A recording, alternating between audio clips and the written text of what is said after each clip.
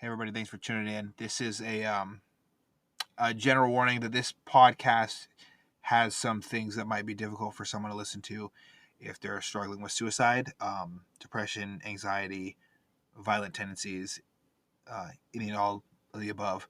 If you want to reach out or talk to somebody, please do not hesitate to just send me a message on Facebook or Instagram or however you feel the need to do so. If I don't have a good way to positively affect you going through these things, I will definitely refer you to someone who I know and trust personally who can help you. You're not alone in whatever struggles you're going through, and I just want to put that out as kind of a disclaimer. This is going to go through things that might cause you to have some adverse reactions to different situations. So if you struggled with your abusive parents or anything like that, please do not hesitate and to reach out and know that you're not alone in this fight. There's other people who have gone through difficult things, so you're never alone. Keep your head up and keep fighting. Are you thinking about making a podcast? Spotify has a platform that lets you make one, and if I can figure it out, you definitely can too.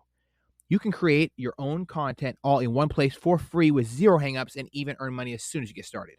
Spotify lets you record and edit episodes from your phone or computer so you can go mobile, just like I enjoy to do. My favorite thing about it is that you can create video episodes if you wish and upload them to wherever podcasts are heard. You can even set up subscriptions or, if you're like me, listener support options for listeners to help you grow. I 10 out of 10 recommend the Spotify for Podcasters app. Or, why don't you just step over to www.spotify.com/podcasters to get started on your own podcast. What's up, everybody? Welcome back to the Off the Deep End podcast. I am your not so lovely host, Eddie. So the reason that I chose this person to come on is he's someone that I first was introduced to when I started going to LA Fitness on Highway 99 in Linwood. He's a very bright individual. He immediately attracted me with his energy and his positivity and how he carried himself. And I learned later we have a lot of things that connect us, not just as far as our energy, but life experiences. We both have very dark pasts, and we've also moved kind of into more of a light, and we try to give back to the community. And this has to be one of the most important people I've ever talked to in my life, just based off of the impact he's had on people around him, especially his daughters. He's someone I look up to very much. That I don't know how else to say. He's just a great fucking dude. So without further ado, my next guest, episode 002, Big Dog Steve.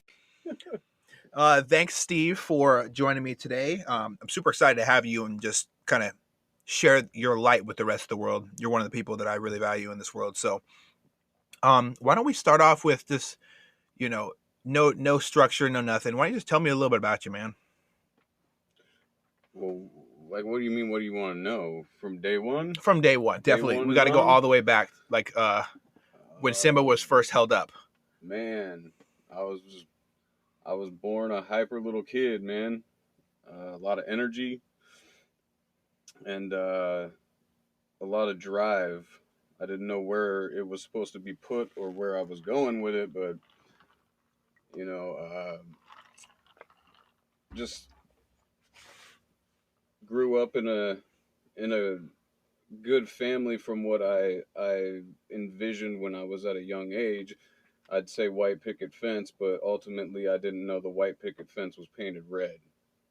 If that makes sense. That's a really good metaphor, man. Yeah, man. I'd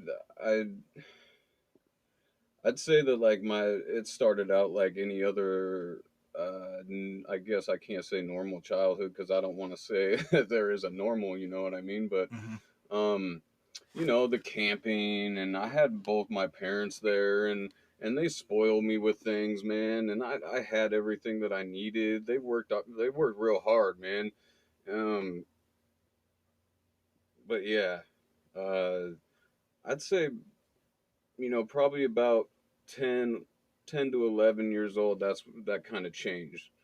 We were doing a lot of camping trips and really involved as a family. And then somewhere in between then, when that stopped, was was kind of when I don't know if I could say the devious side within me, but there was some negativity that entered my life, Okay. you know. What is And anything like that specifically caused that? Was it, well, I I mean, know a lot of people have issues where a parent changes oh and yeah, it affects the child. Like, oh yeah. Well, my pops he was an alcoholic, man, and it was of the strong kind.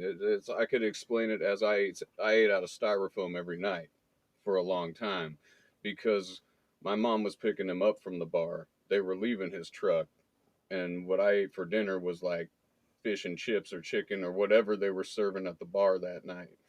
hmm. Um, I got to see them come home. I'm peeking out the window. They're fighting, falling over bushes.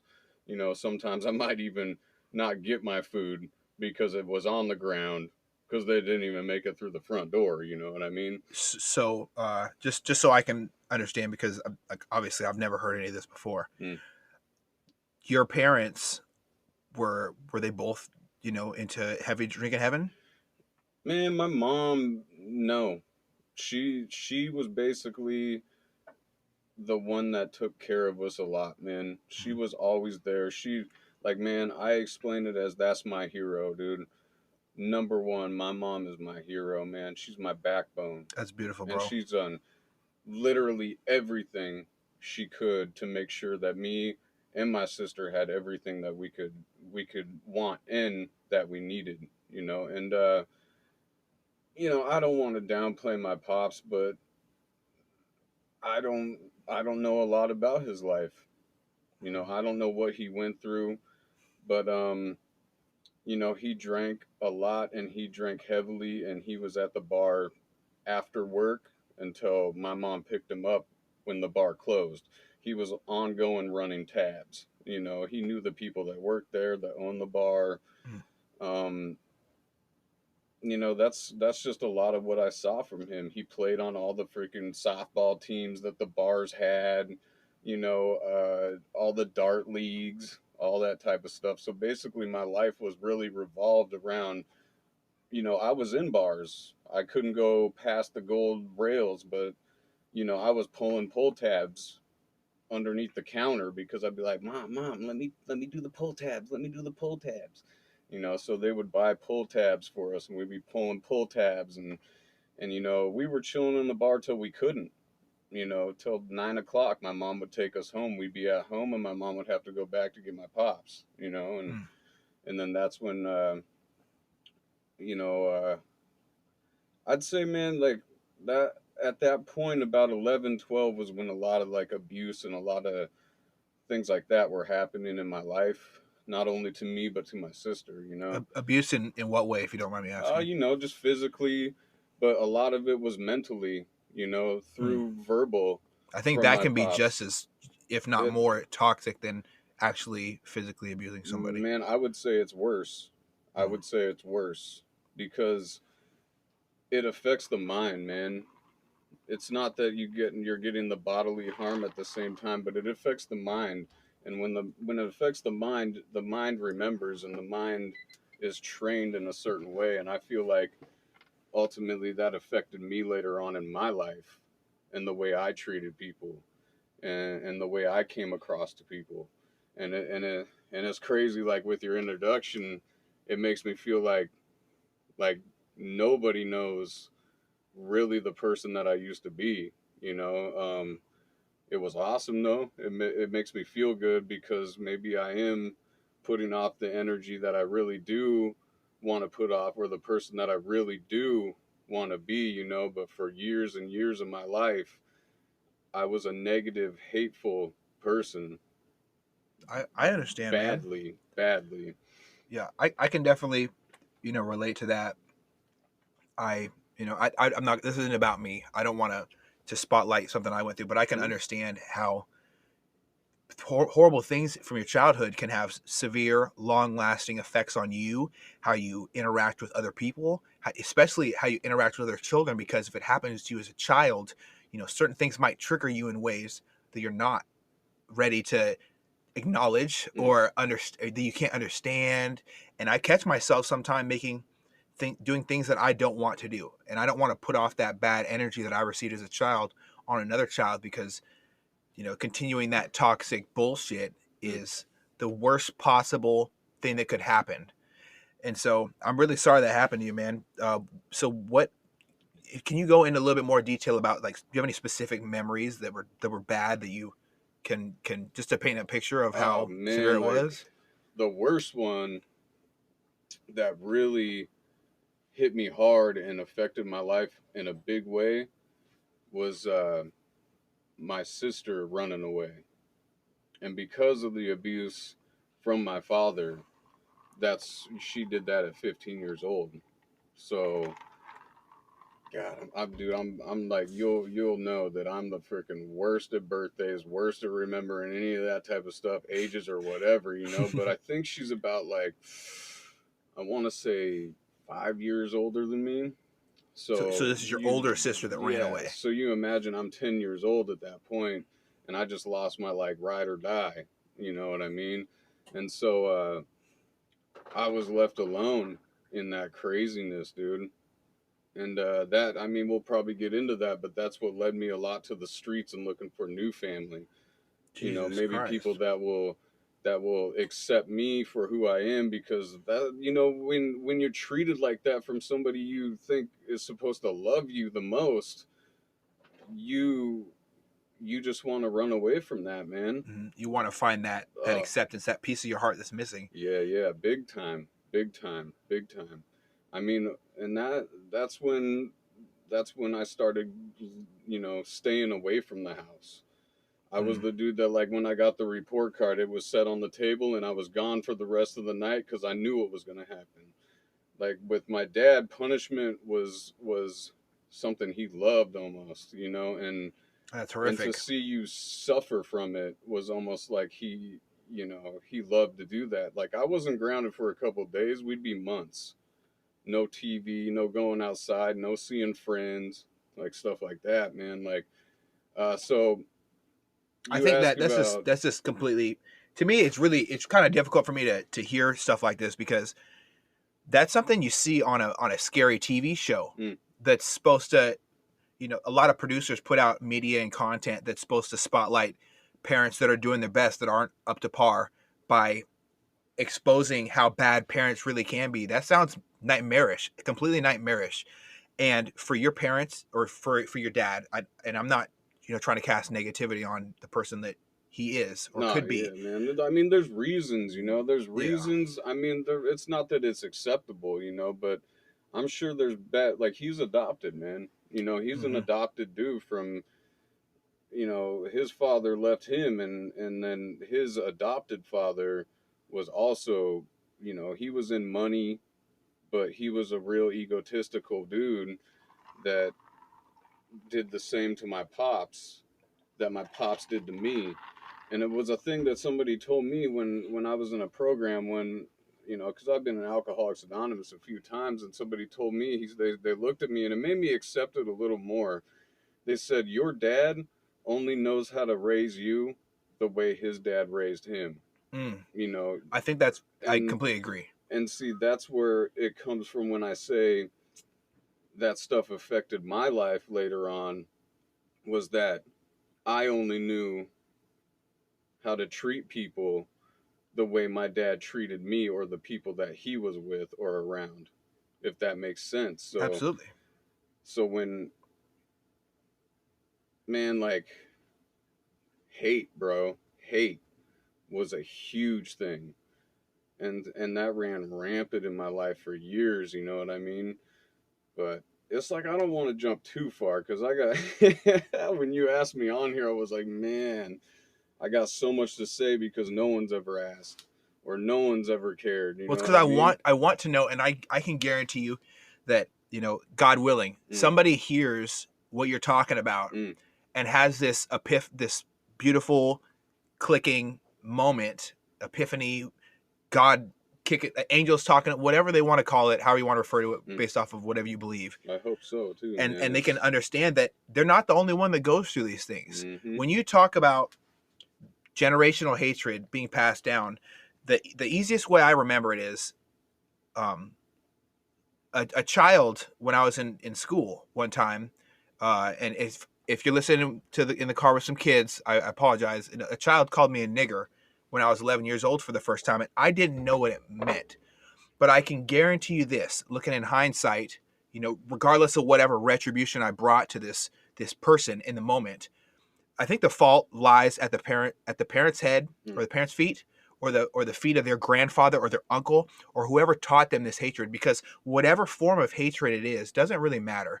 Racism, abusing children, all of it's not good. And when you are brave enough to kind of open up and talk about it, it kind of can connect with me on a level where I understand that these things, there's really not really these boundaries.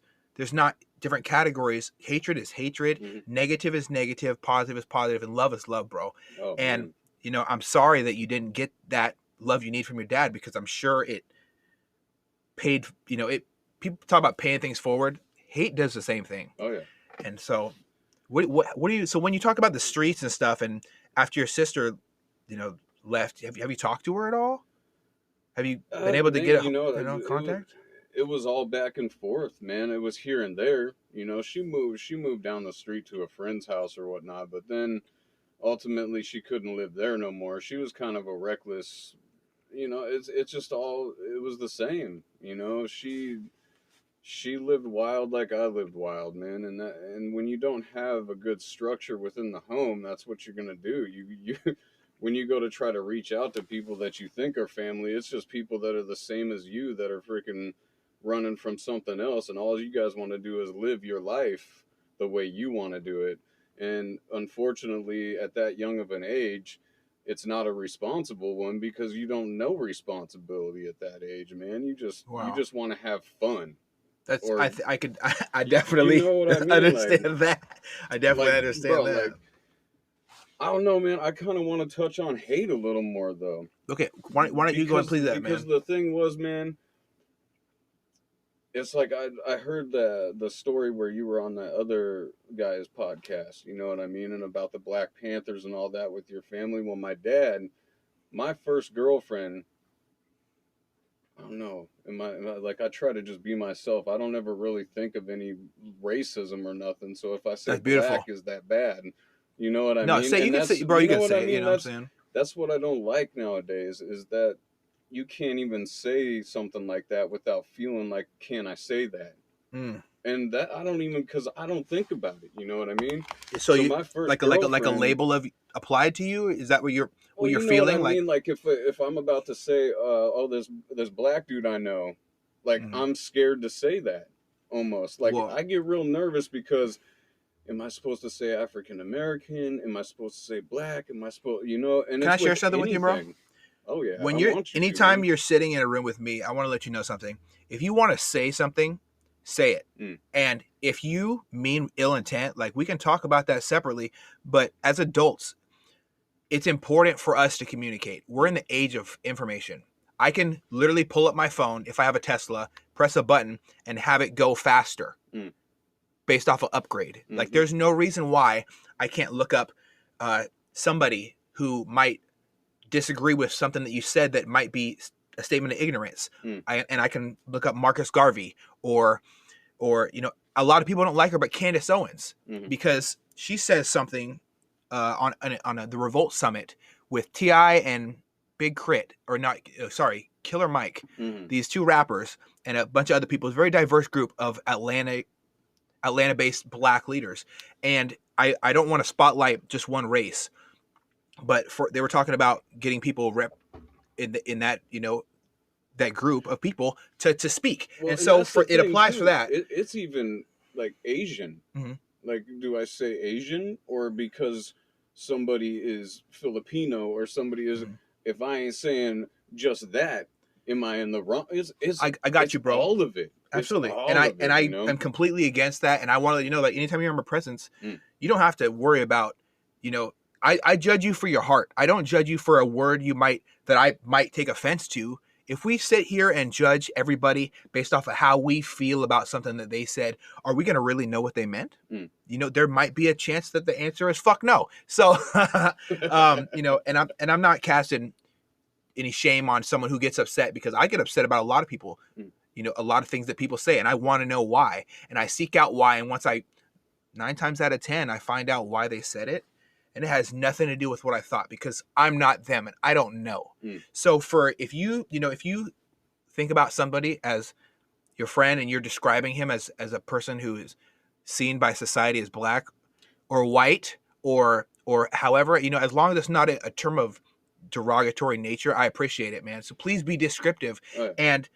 I want to also point on, like, while I was talking about Candace Owens and this summit, something that she brought up, and you talked about, you know, parents you need to have structure there. Mm. She said something that really hit me to the bone, and it kind of made me think about my life, because I had a stepdad. I didn't have my actual dad there. So there's still that wonder of, you know, does my dad love me? Why isn't he here? Stomp on the floor, be upset as a child. Now as an adult, I'm like, I'm still wondering these things. Like, I don't have these answers. And I always think about how important that structure, that foundation of teaching your child, hey, I want you to be a good person. Please don't go out and sell drugs. I want you to be a good person. Don't fight that person because you disagree with them. Don't get mad at this person. Don't call another person because of their different skin color a bad name. Whatever platform, you know, I'm talking about with generational hatred or needing a parent or whatever, it all starts as a family. And when you try to get that idea of what a family is, doesn't have to be a man or a woman. It could be a woman, man or man. I don't discriminate. I'm talking about the idea of parents loving children. That is a necessity, in my opinion. And I think you do a good job of loving your children, by the way. Just put that out there. Man, I try, dude, but you know, that's also there's the home and there's public, you know, and I feel we'll get to that, you know what I mean? And I didn't want to go stemming too far into, but where I was getting at with all that was my first girlfriend was a black woman.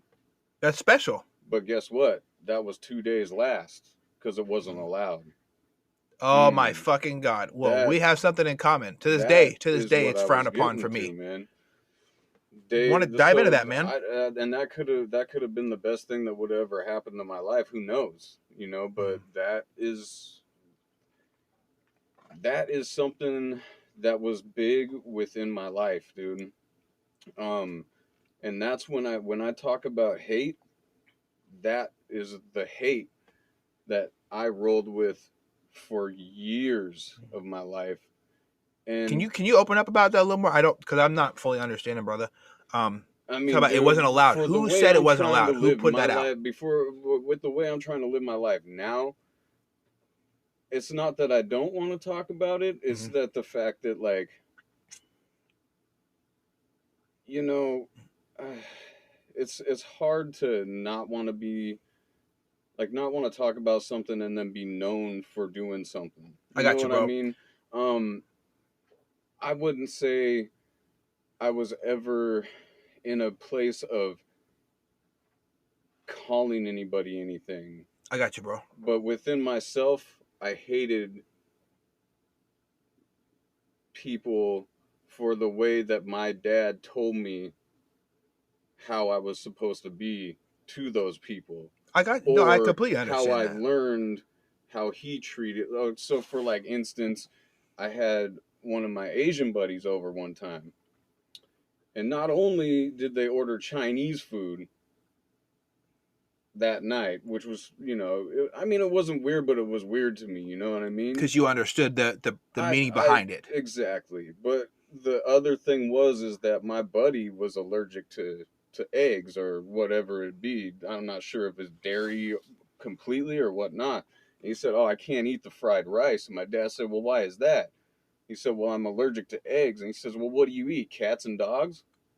You know what? I catch on completely, man. I'm really sorry. First of all, I'm sorry you went through that. Yeah, dude, it offended me like a motherfucker, man. And that, because you're a friend, right, bro. Made me. That was probably the first time I'd ever talked back to my dad, dude. That can be a serious thing. Well, it Because he just was beating offended on the you. hell out of me, man. Oh yeah, it was. It took a while for me to ever say anything back to my pops. You know what I mean? But dude, the thing, I don't know, man. It's just that was. I don't want to say I'm still working my way out of that, Mm-hmm. but there's still things there that uh, I still am getting rid of, and it's a day by day thing that I got to work on. Mm-hmm. It's constant work. Like anything, it's constant work when something was cemented into you that you only knew from somebody you were supposed to be looking up to, that you thought it was right. You thought it You was thought right, it was yeah. right, so once you've done that for so many years, it takes so many more years To to work. unfuck that. Exactly, because it fucked me up, man. There's a lot of that fucked me up, dude.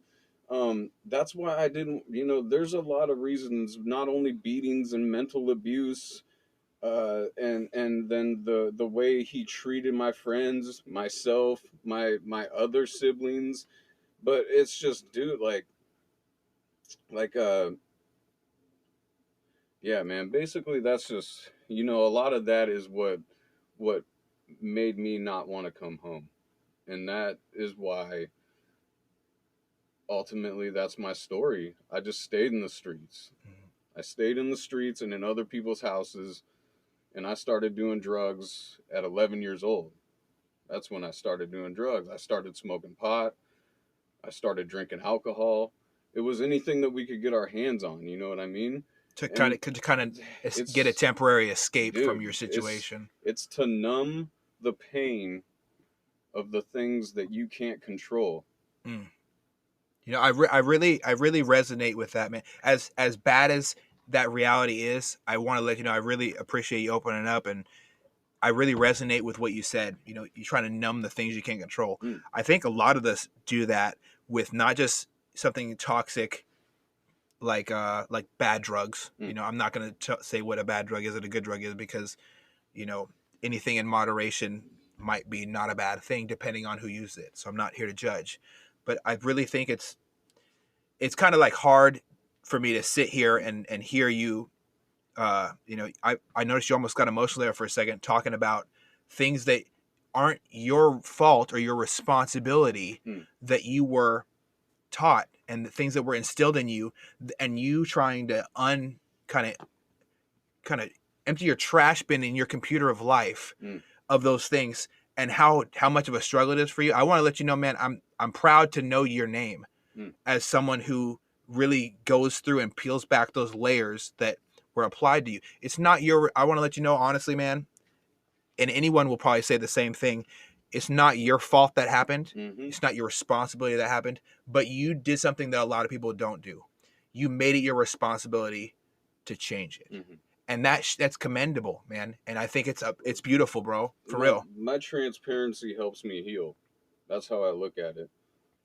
Not only is it, man, I've always been an open book to a fault. People Absolutely. would say, you know what I mean? Nothing Like wrong with it, man. I love the it. chick asked me if she looks fat in a dress. I'm gonna say you look fat in a dress. I mean, I don't know what. Like, it's just me, though. You know what I mean? Like, I can't.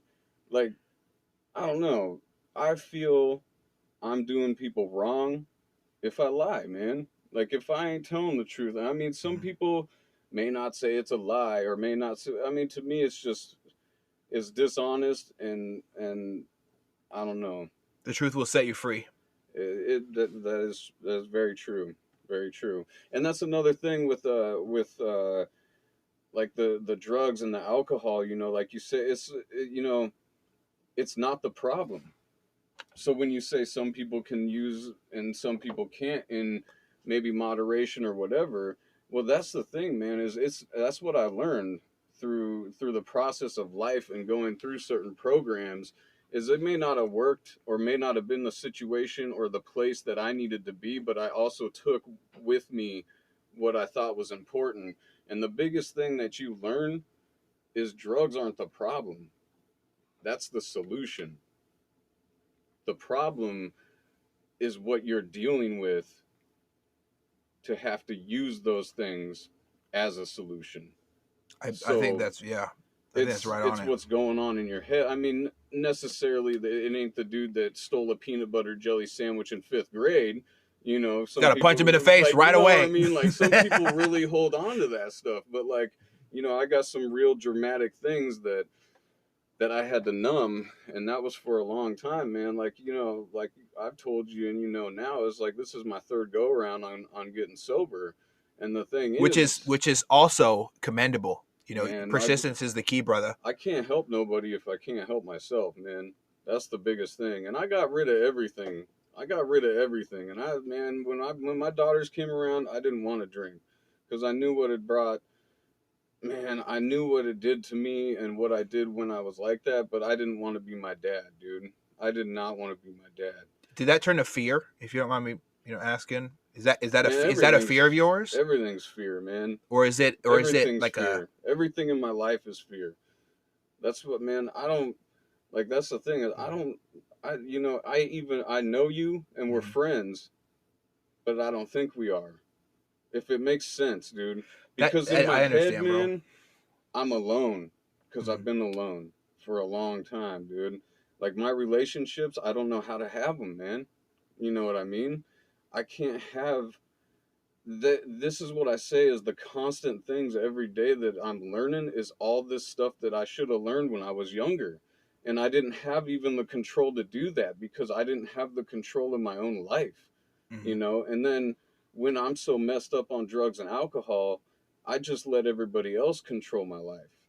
You know, I put my trust in them that they were making the better because I surrounded myself around a lot of older people. I never hung out with really anybody my age. And that can be dangerous really fast. Because I trusted them. I thought they knew what was right or what I was supposed to be doing. You know what I mean? And that led me that led me into some bad places, bro.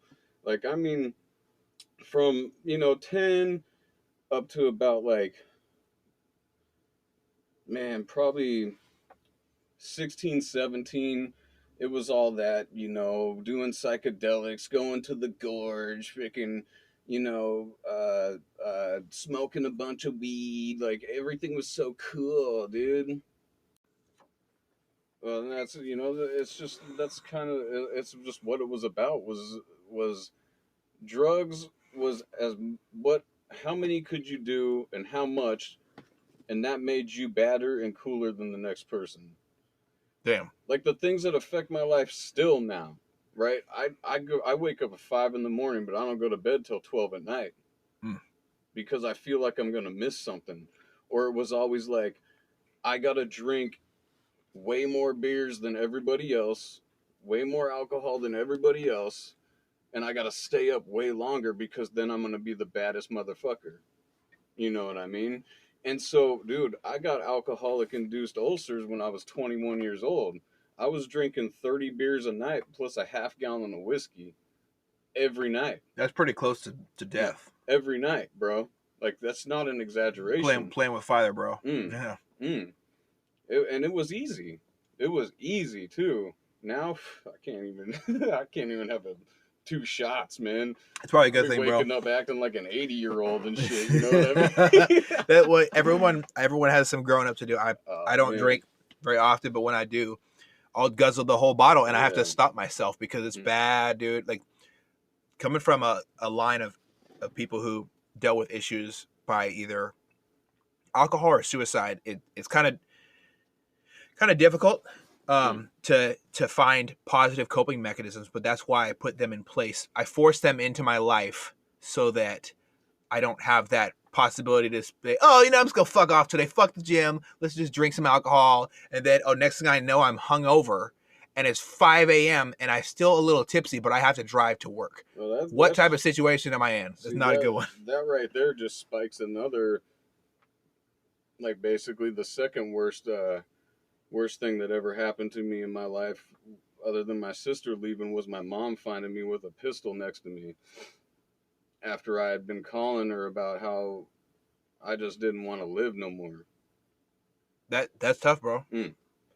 So Can you I tell was me a little drinking. about that? At that point, like I think I had separated with a girl that I was with for a little while, and it was because of drinking and everything. You know, I could say it wasn't or deny it back then, but that's what it was. And so I was renting the downstairs of my grandparents' house, right? Mm-hmm. Alone still, you know. And like I had all these people around me. I had so many people that I intervened with, and within all this, man, you know, within all this, I'm selling something. Yeah. I mean, I didn't want to work a job, man. I didn't want Mm-hmm. to work for nobody, dude. So as Like anything that I dope could pills, do, anything. oh yeah, anything I could do. Oh man, dude, it's like you could just say one word and I could have a story. Like pills, bro. We used to meet a doctor at the top of 164th with $15,000, and we'd give it to him, and he would give us all the Oxycontins. I remember freaking, I would have the gold nugget freaking Vicodins. Remember the fucking straight up 1,000 Oh milligrammers, my dude? god. I get them for $1 a piece, sell them 9 on the pill. Imagine you're making $8 profit on a pill, and I'm getting hundreds of them. Well, that's definitely there's no salary cap in the dope game. I think that's one of the most interesting rap lyrics I've ever heard, Oh and it's man. so true. Oh yeah. There's Oh the yeah. sky's the limit, and sadly, the sky is also the limit for a lot of people that you affect. Oh yeah. You know, Well, with and overdoses and stuff. that's what ruined me when ultimately I went to selling cocaine. But it's like everything I ever sold, it never lasted, man. Mm-hmm. You know what I mean? And there's people will tell you different, and it's a lie.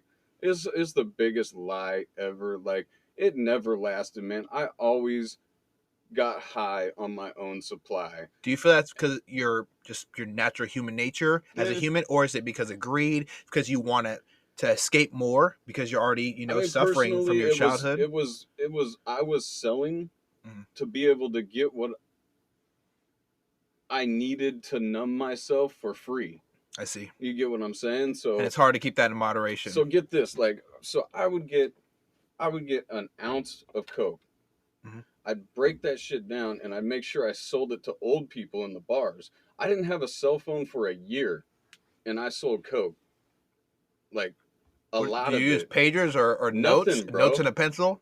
I used Marlboro packs and people in the bar, old people in the bar. I hung out in the bar, dude. When Silver Dollar Pub opened, where BC McDonald's used to Oh be, yeah, yeah, I was the dude slanging fucking Marlboro light packs underneath the fucking bathroom stalls all night long, dude. mm. My homies like they own Pounders, and while they were pushing their stuff, I was pushing my stuff. You know, and it was all cigarette packs, dude. Just boom, boom, boom, boom. But dude, I would get a half ounce of coke. Or an ounce of coke. I'd break it in half because it was so good. I get it from like straight dudes from that were straight from getting it from the border. Like Gotcha. dudes that cousins would come here and take lives, Uncut. get sent. They would take lives, get sent back to Mexico, and I'd see them 2 days later. 2 days later, bro. These are people that you don't want. I mean, tatted from head to toe that you don't even look at wrong because Yeah, they will stab you, I've dude. always tried to stay away from people like that. Bro, Straight up, man. that's what I. Not For on some some coward reason, shit, but dude. on some self-preservation shit. Once I was in it too deep, I loved it.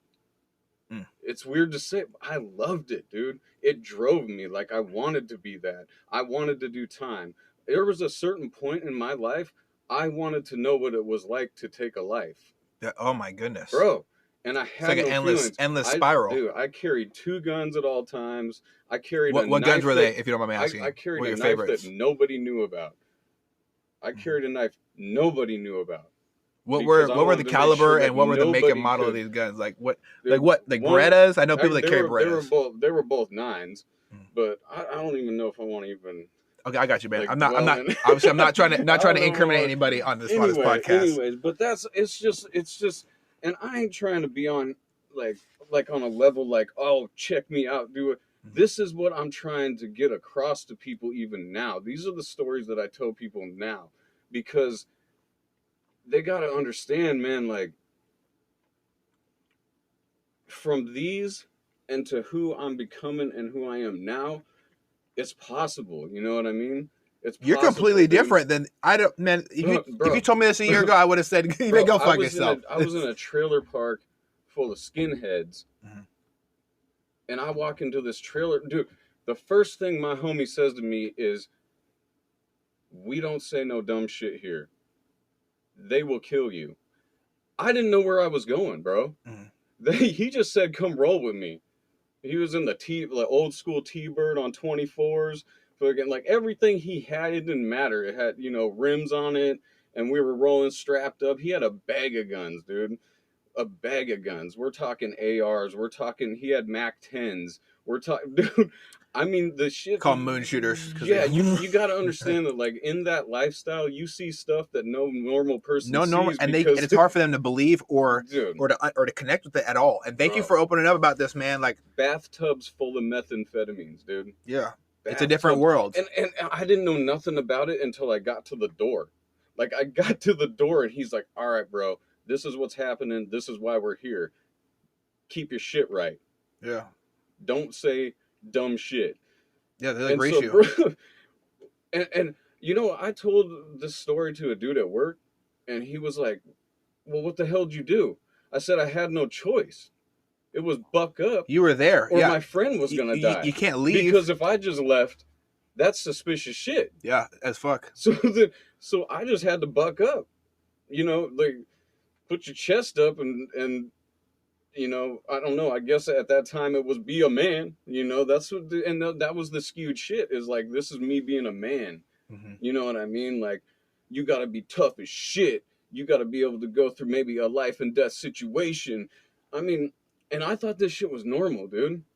Like when I tell people this stuff now, like people I know, like I don't want to say names of people in the gym and stuff. Yeah, Like I think they've been through the same shit, they and haven't. they're looking It's a at me different like world, they're bro. fucking. They're like, this motherfucker's got to be lying because this is like a movie, and I'm like I kind of get quiet for a second because I was like, oh wait,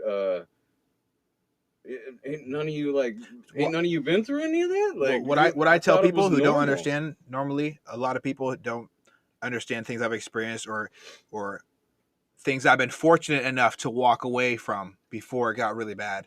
Things I've been caught in the middle of, things I've caused myself, things that I've brought on where other people had to suffer because of my shitty decisions. I should be dead 7 times over. And I'm glad you're not, man. Bro. For real. Like it's crazy, dude. It's crazy where my mind had to go. My mind, like, I didn't care about my life, and if I didn't care about my life, I didn't give a shit about anybody else's, dude. So did this tie Not into at all, your mom dude. like catching you with where was this Man, low sorry, moment where you didn't like yourself? I get on, like, if I get, man, you get me talking this, like, I got some experiences, but so, dude, it was just a deep bout of depression. And it's hard to explain where it all comes from, you know what I mean? I think it's just all added up, and like, God, I wish it wasn't offline, but maybe it'll be there now. Is like what I was saying was you know damn, I just brain farted too. I hate that shit. I understand, But no, see what it is I think it was just so much that was added up that, like, I can't place my finger on what it was, but man, like, well, it to think sounds like it was all added up anxiety, because to think it was depression, like, that was weak shit, dude. yeah, Like I was telling you, like that it's not what men do. that was the pressure in my life. Mm-hmm.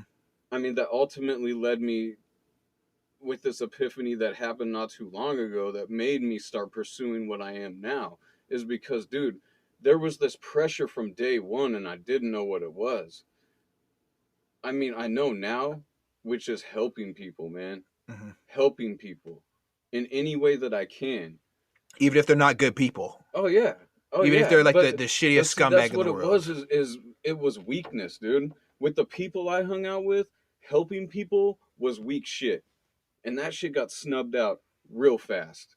Real fast. And you don't know, with the lifestyle and the people that I was around, you don't know what could happen to you. So you just bottle that up and hide it down. That's weak shit. You know what I mean? And so for years, I mean, I'm talking, dude, okay, from, what did I say, age 16, 15, 16 to 30, 32 years old, bro. We're not talking like a couple years. Like my life, dude, it's so. Anyways, with all that bottled up and shit, like, and then like you said, also the lives. I started to think about the lives that I affected. You know what I mean? And all just boiled over, kind of. Oh, dude, like To make it a you would lot. never think like I was saying with that weakness shit is also depression and anxiety. Mhm. You don't want nobody to know about that because fucking you think in your head weird people have that shit. People that are not right have that shit. You know what I mean? Or I got told personally when I was having issues after my main role model in my entire life, my grandfather passed away, Hmm.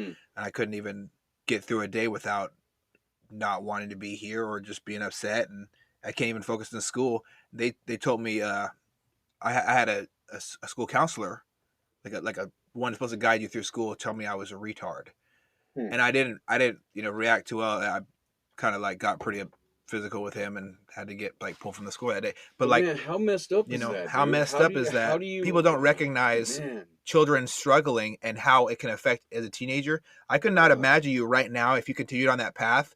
I could not. I could feel your energy. You wouldn't be a good person, No, bro. I'd be in prison. Yeah, or Don't and don't let running.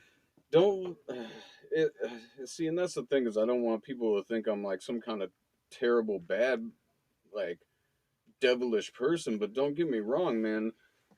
Like with so many years of that in my life, I'm one wrong decision from being in for life. Yeah, I got you, man. But That you're making dude, daily strides, is be, what I've recognized, oh man, it's in the I opposite try, direction. man. I try. It's hard. It's a struggle, dude. Every day. But if I don't do that, I know where I'm gonna end up. And I got two little girls that are freaking Everything to you. that's my life. I like that, man. Mm. I really like that. Did your mom kind of console you? I know it's kind of hard, and if you don't feel comfortable, obviously talking about this, Mm. I was found by a friend on when I was going to end my own life, and someone kind of helped me out of that spot. And I happen to be married to her now. Mm. She's still my best friend to this day. Yeah. I A didn't talk about wonderful woman. a wonderful A woman. wonderful woman, Fucking love might her. I add. Thank you, man. Thank you, brother. Hell yeah. But how did your mom kind of react to that? Did she? Because I knew she sounded Man, like a very strong woman to man, be I didn't your care. health. I didn't care. For as much as I wanted her help, I didn't care. Mm. When I look at it now and when I went through programs, I understood it was an attention thing. I was never going to take my life. I just wanted people to pay attention to me. I just wanted to not be alone or feel that I wasn't alone. You know what I mean? That's what that was. I would have never, dude, because I think about the bullet going through my head too much. That shit's scary, man. That's fucking Your true. life ending. That shit's scary, man. You'll never be able to have See, daughters that some you have people now. just do that shit, man. But I'm a thinker, you know. So luckily, I'm a thinker because I think too goddamn much. You know what I mean? And so that saved my life. I feel, you know. But when I look at it now, that shit crushed me, man. My mom had to find her son. And luckily I passed out, you know what I mean? But she had to find her son with a fucking gun next to him. And I still have the bullet. I put fuck the world on it with a little target around the tip of it, dude. I still have that thing, man. Why do you still have it? I don't know. I have no idea. Is it a reminder to never go back there, or is Maybe. it? See, I'm too simple minded. Like most of the time, I'm just too simple minded, man. It's like retaining something I read. It's hard. I can't do it. That reminds me of the movie The Hurt Locker when you talk about that, because this person who is going through so much, obviously he's a bomb tech and all these things, Love that and movie, dude. I love that he movie. kept all these things that hurt him, and it also reminds me of something very different. There's this book I really encourage you to read it. It's called Can't Hurt Me by David Goggins. Oh, I love And David Goggins, man. I like that statement. It's so pure and beautiful to me. Can't hurt me. You have something that can't hurt you because you made a decision based off of your thoughts, even though you had no guidance of what the right thing to do is, Mm. or who loves you, or even maybe even what the fuck love is. Like I you don't, know, man. I never knew love till my girls came. I never knew it. Ever. there's something special about Because you doing that. it's not something somebody can explain to you. It's a feeling, dude. Mm-hmm. It's a feeling. I didn't know that because I never felt it before. You know what I mean? Do you love your mom? Yes, you know, and I do, man. That's beautiful. I do, and that's my hero. But at the same time, man, it's a hard thing, dude, because she's been locked up for years, bro. Like locked up in jail, My or dad. I feel like she's my dad's slave, bro. Straight up. And her life is unhealthy. She's overweight and she's miserable, and I know it. And she doesn't want to, like, not that she doesn't want to get away from it, but that's all she knows, man. does she? Would she be I used as had to well? wake up one night with my mom. I looked out the freaking window and my mom had her Beretta in her hand in the cul-de-sac in front of my house with my dad begging her not to kill herself. Dude, that's the other thing. When my mom found me, when my mom found me and my dad heard about it and we got in an argument one time, he said, "You know what? Why don't you go fucking kill yourself?" He said, "Fucking do it already. Either do it or stop fucking bitching about it." You didn't deserve that, bro. I'm gonna just say that right now. I That's don't the know if I type of could sit in a dude. That's room, the type of you dude know. he is, man. And I know you don't want to hate because you're a very loving person now after all these years of negativity and hate. Man, it's But hard for I me to don't hate know how anybody you. but that motherfucker, man. It's Like it's that's hard why for me to sit in a I room can't with even him. go to his Yeah. house, and he blames it on me when he questioned my father. It's not your fault, bro. Bro. I'm telling you this right now. I couldn't be in a room with someone who's knowing this now. Like if I were to see him, you know, me and him would have to figure some things out together because, you know, I have love for you as a friend, as a brother, and you know, hearing these things for the first time. Well, it's like, There's what am I'm I to enraged. do either? You know, Yeah. be me with two little girls, dude. Can I tell you I something? already got pulled from their life, man. I got you. Can I tell you something? If you were to take action against him in a violent manner, it would hurt you more than it would hurt him, even if you fucking killed him.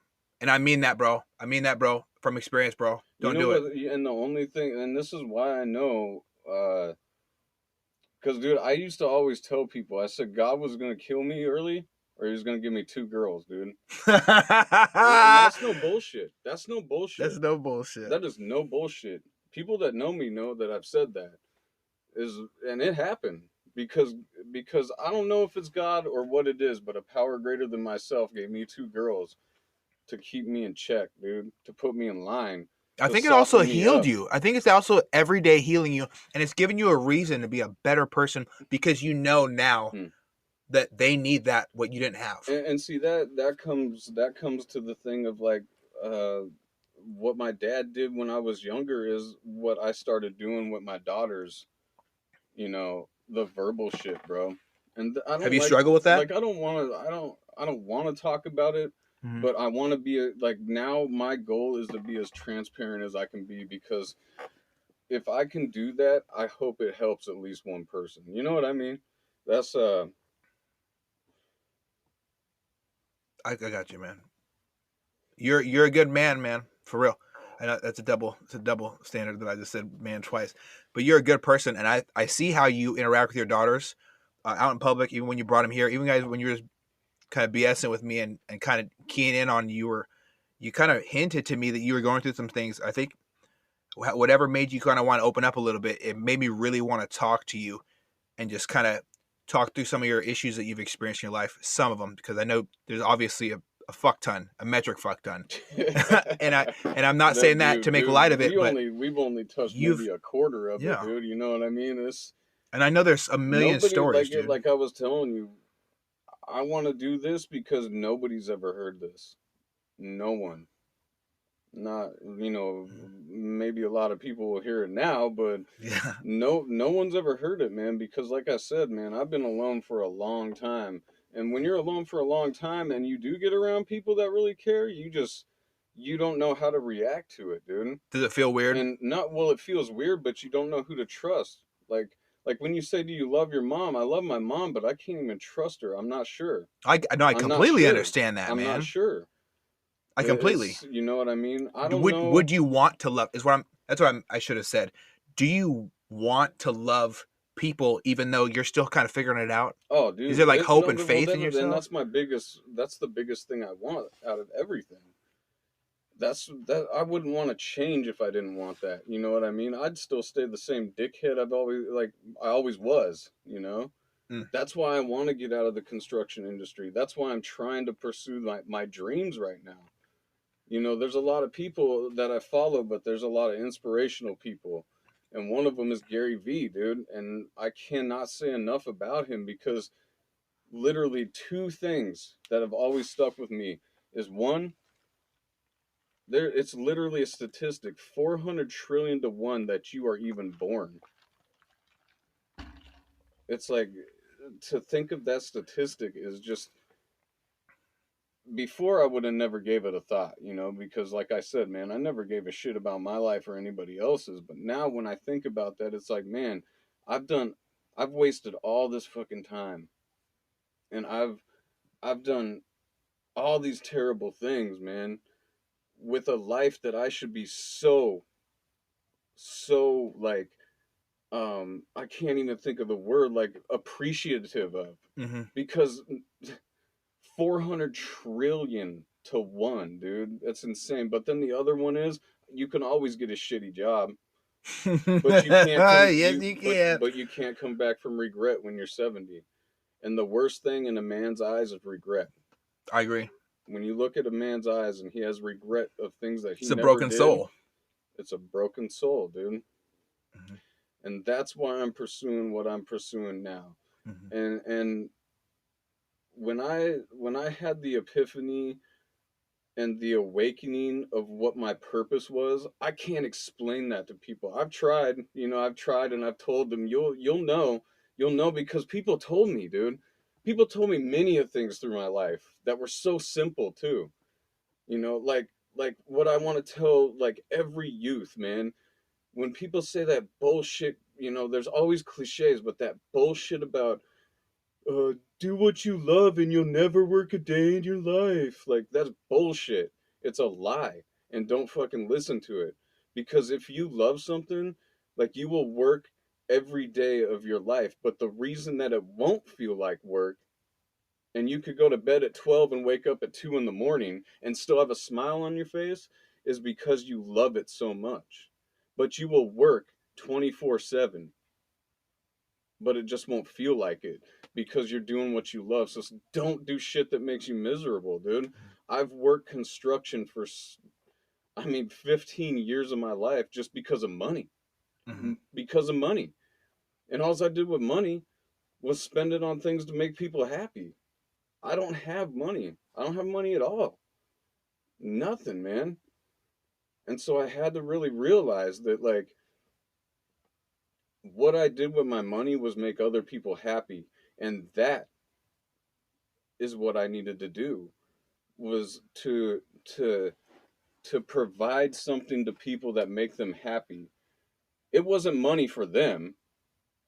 It was just what I was, you know, using to get things that would make other people happy. I got you, bro. I think one of my favorite quotes, and it's the most beautiful thing to me, is that the greatest effect you have, or excuse me, the greatest thing that you can ever achieve in life is a positive effect on another human being. Not just your son or your daughter or your mom, your dad, people that you might have just met in the fucking gym and have become a part of your family because you can register things that they're experiencing or they have experienced or they're sharing with you on a different level. Like when you talk about things you've gone through, I can understand. I can literally, you know, I'm not going to sit here and you know say things that I've done in my past that I'm not very proud of. Mm. You know, I shouldn't even say it like that. That's all bullshit. I am proud of the things that I've done that are fucked up because it helped me understand this Made huge you the person polarization who of you I are, want to be man. better. Mm-hmm. And I think you and I have that in common. You on a more extreme matter, obviously. You know, I've talked off air Man, about what the fuck I've every done. man, everybody's had their. I don't, and that's what I don't like is like, I've been through some crazy shit, but just going through shit, no matter what it is, that is negative. I commend anybody that has done that. You know, it doesn't have to be to the extreme, and there's people that have been through more extreme than I have. People may think my story could be extreme. I know people that have way more extreme stories than this. And unfortunately, I know those stories because those are the people that I was hanging around, you know what I mean? I think you need examples of what not to do, as well as lessons that you've learned based off your own actions of what That's not why the I fuck be to do. hanging out with people like you, my man. You know, That's that's what quite it is, humbling. dude. Like I can't surround myself with people that aren't effectively making a change every day and want to push positivity. I mean, that's the slogan, baby. It's just like push positivity or make the or pushing those positive movements through good vibes and life experiences, man. You need Because that. we all went through all this so we could pass it to other people. We could pass it on to other people and let them know that you know, this is what we've been through, and you can make it out of that, and you can be a good person. Like, you know, you've been through a struggle, but you ain't gotta fucking live there. Just because you know how to get through it doesn't mean you have to still stay in it. I You got know, you. I think you think it's just really quick. Do you think it's like a decision or do you think it's a choice? You know, a lot of people think there's no difference between the two, but I think a decision, like it comes from the a Latin word, incision, which means to cut off all other things. mm. A choice, you say, oh, I still got these options on the table, so I might fucking go backwards. Mm-hmm. Do you think it's a decision or a choice to change, and when should people make it? Just give me like a one sentence kind of thing. Dude, it's a decision. And when should It's a they start? decision, man. When you feel so broken, Mm. So you have to hit. So you have to you hit that have low. to. You will not. That's like when people that try to help people because they love them so much, but they will never change until they hit the bottom. Mm-hmm. And if the bottom is death, that's a sad thing. It is a sad thing. But I guarantee a lot of people that are headed that way, it's, I mean, like I said, a lot of it is for attention, dude. I got you. And hopefully, like at that point, they can, you know, they can make that decision, man. To make a good decision and preserve their life, because every single life has value. Mm. So suicide, drugs, violence. I just want to ask you a real straight up question, because or a few actually straight up questions, just so I can, kind of cap off how I understand you, because I've never heard this from you before. Anything. So you've never taken another life, which is a beautiful thing, right? And I'm pretty proud of that. It's kind of hard to walk away from a violent situation, check that fucking ego and say, is this really fucking worth it? And I'm in a separated situation with 2 kids that I thought were going to be in my life forever. Mm-hmm. And now somebody else is. So, I mean, it's on a day-to-day basis that I have to fight that. You know what I mean? That's a huge comparison, and I think it's a really serious one too, man. Man, I'm telling you, when you're put in a situation where your kids are somewhere five other days a week and they're getting forced, almost punished, because they won't call the boyfriend dad, and then the mom is calling you Steve to your own kids. Well, you're the dad. That can fuel. I know, and those girls know. Those girls know as well. And that, dude, that's why I got good people around me now, because they quickly remind me that your girls will grow up, and your girls will be their own people, and your girls will get it. They'll understand, and that's why. I almost what's the word I'm looking for? Like welcome it. I almost welcome it, because now I know it's growth. If I can move past all that, the growth beyond it is worth so much more. So people keep telling me you can only change what you can change. You know what I mean? Or change what you can only change what you can control. I got you. Is that what it is? Yes, I believe so. You can only change what you can control. But that's out of my control. Mm-hmm. Those people are going to a lot of people say that's in God's hands. I think that's a good way for someone who's Christian. Those people are going to be those people. I can't I can't change them and I can't change what they do. And if it's negative, I feel sad for them, man. I feel sad for them. But I can't lead my life of wanting to help others. I can't lead my life of starting my own business. I can't raise my kids right if my mind is clouded with all the bullshit from negative people that want to be vindictive to me Mhm. because I was a person in the past that I don't want to be now. You know Do what you I have a mean? voice in your head that says let it fucking go? Oh man. Dude, Or is I it couldn't even count how many times a day that voice comes up. what's that drive behind that? Is it just you? I know because I know you always wanted to be a good person. Hmm. Even when you didn't know how, you still wanted to help friends who were going, kind of walking with you. Not I wouldn't say leading you, but walking with you down dark alleyways Hmm. in dark pathways of, chapters of your life. Well, that was the thing, What is man, it, is man? I never, like, when I was with anybody, even with groups that were probably my friends, but I didn't even know it, it didn't matter. It doesn't even matter if I don't even know you. I feel like I had to protect you if we were somewhere where it wasn't right. You know what I mean? That's beautiful. I've always been that way. Like, the biggest thing to me as well is loyalty. Bottom line, no matter what. Like, I don't, like, man, like, what Have you is ever it? cheated on anybody in a Tony relationship? Montana, bro. There's only like, what is it? You don't break your balls or your word for anybody, Yeah, you know, or what? What? God, what does he say in that movie? You it's know, that's exactly what he says. but that's just, dude. That's how it was. That's how it is. You know what I Have you ever mean? cheated on somebody in a No, hell relationship? no, hell no. I really I admire don't that. I believe knew in that it. because I admire that about you. My What my home. I just found out my homie after 5 years that he was getting accused of cheating, and she was Mhm. for 5 years, bro. Have you seen it? I've seen it I cut devastate a her man. off. Shing. I don't even know you. You're dead to me. I've seen it Cause devastate I somebody. don't. I don't. Mm. That's no. That's just no, man. You know, and if I this is how it goes, bro. Like if I see a girl that's attractive, Mhm. but then I find out she's got a man, she is no longer attractive. Not like she's no longer attractive, but like I don't. Yeah, It's flip the weird. switch. Like I never even have another thought about her, ever. That's just there's there's things that like I grew up that I know they ain't Mhm. right, man. They ain't right to do, and that's not the right person to be.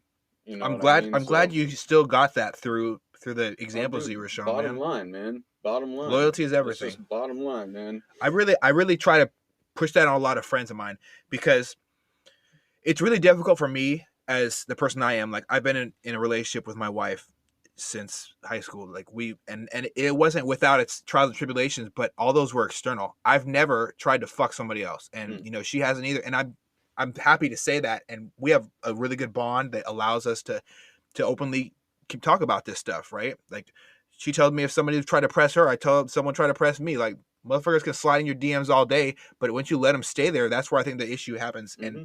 I've lost friends to self harm over failed relationships where they were cheated on, and I've actually served with a person, and this one kind of was really difficult for me to witness because it was very tragic to me. We were deployed to the Middle East, and I have a gentleman I served with, and if you're listening right now, brother, my heart still goes out to you, and I love you to death, man.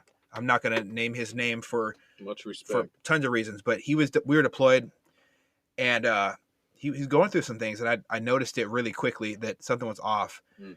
and you know, he ended up opening up to a few of us that his wife had cheated on him Mm. while he was deployed in his own home. Hmm. And there's something about a man's spirit or a woman's spirit when they have been uh, given this thing of disloyalty, and it really hurts me to see because my parents cheated on each other. Mm. My stepdad and my mom had gotten a divorce because my mom could not be faithful, and that really, as a child, like that it broke up my family completely. My sister's never been the same. I've never been the same, and Mm. it's kind of weird for me to talk about, like, without being emotional stuff. It's like I don't talk about it very much, but it really affected our family, and every time I see it, it just makes me so enraged. Not because I frown at people who do it, but because it reminds me of something that morally feels wrong on my moral compass, which is, I would hope to say I'm calibrating perfectly every day when I wake up and fucking thank God I'm alive. Fuck.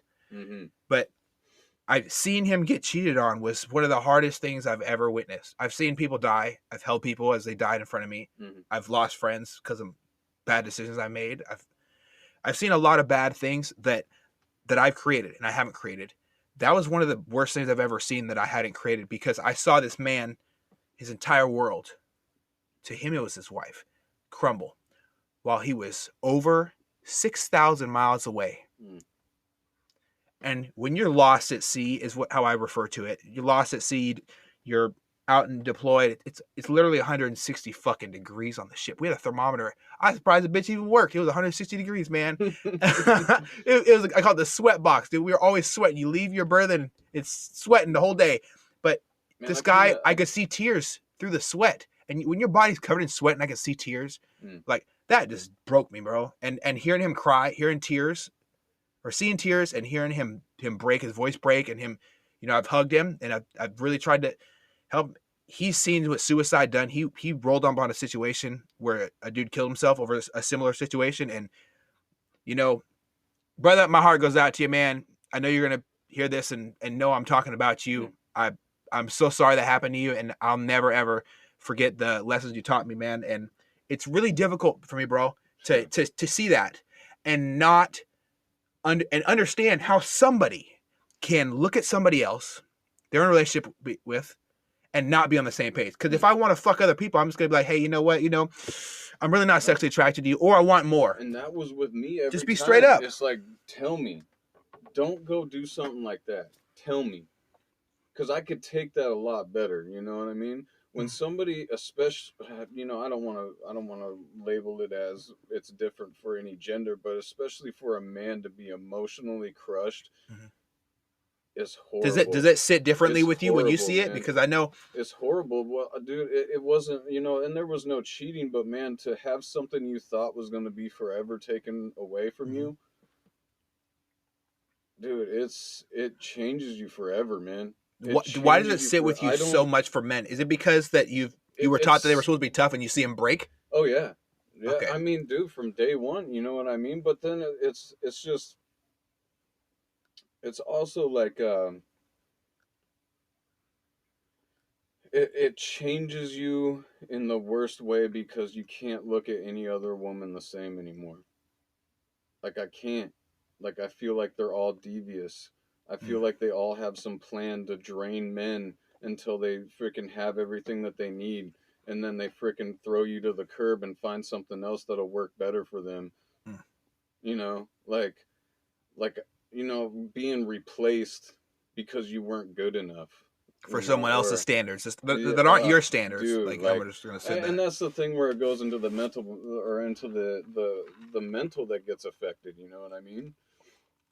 Like, and when you already grew up through some crazy shit, I mean, and you couldn't trust anybody, and you, like, nobody at all, man. And your dad also replaced you with alcohol. I couldn't even trust my mom almost, you know what I mean? And I gave all my trust to this woman that I was with, that I had kids with, man. Bro. Does that love ever die? Because you created something with this person. I'm not saying are you in love? It doesn't. I'm not saying infatuated, but do you have love? I'll be completely honest, it doesn't, man. And it's not that I have these physical feelings for that person anymore, but man, like, I could also say that, like, within that whole situation of that was the only time that, like, I knew what love was. And with her, that's what I that was my first love between all women that I'd ever had in my life.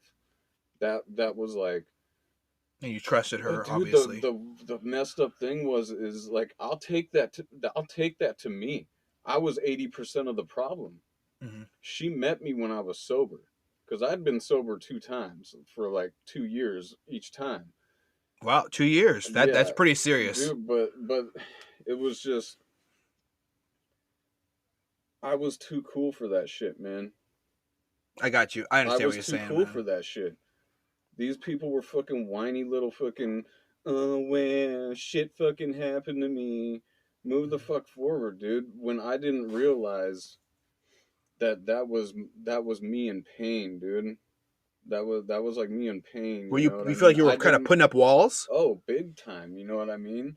And so like I'd start labeling people, you know what I mean? Oh, they're just the cool kids over there. That's the cool group, you know. I can't be accepted there. This is, you know, And it's to hide that pain of bro, not fitting in. dude, yeah. Ugh. Man, I'm sorry that you felt that at that time. Do you think now that so you're sober right now, correct? Obviously, Yeah, you told dude. me. So, Do was you? it September or not September? I said that shit before. My homie looked at me, right? I was in the gym and my homie looked at me and I didn't know why. But we just kind of kept cruising with the conversation, you know, and I did it again at work. And the dude was like, September, bro, that's not like a month. It's And not I that was much. like, oh, dude, and it clicked right away. I knew why he looked at me funny as shit in the gym.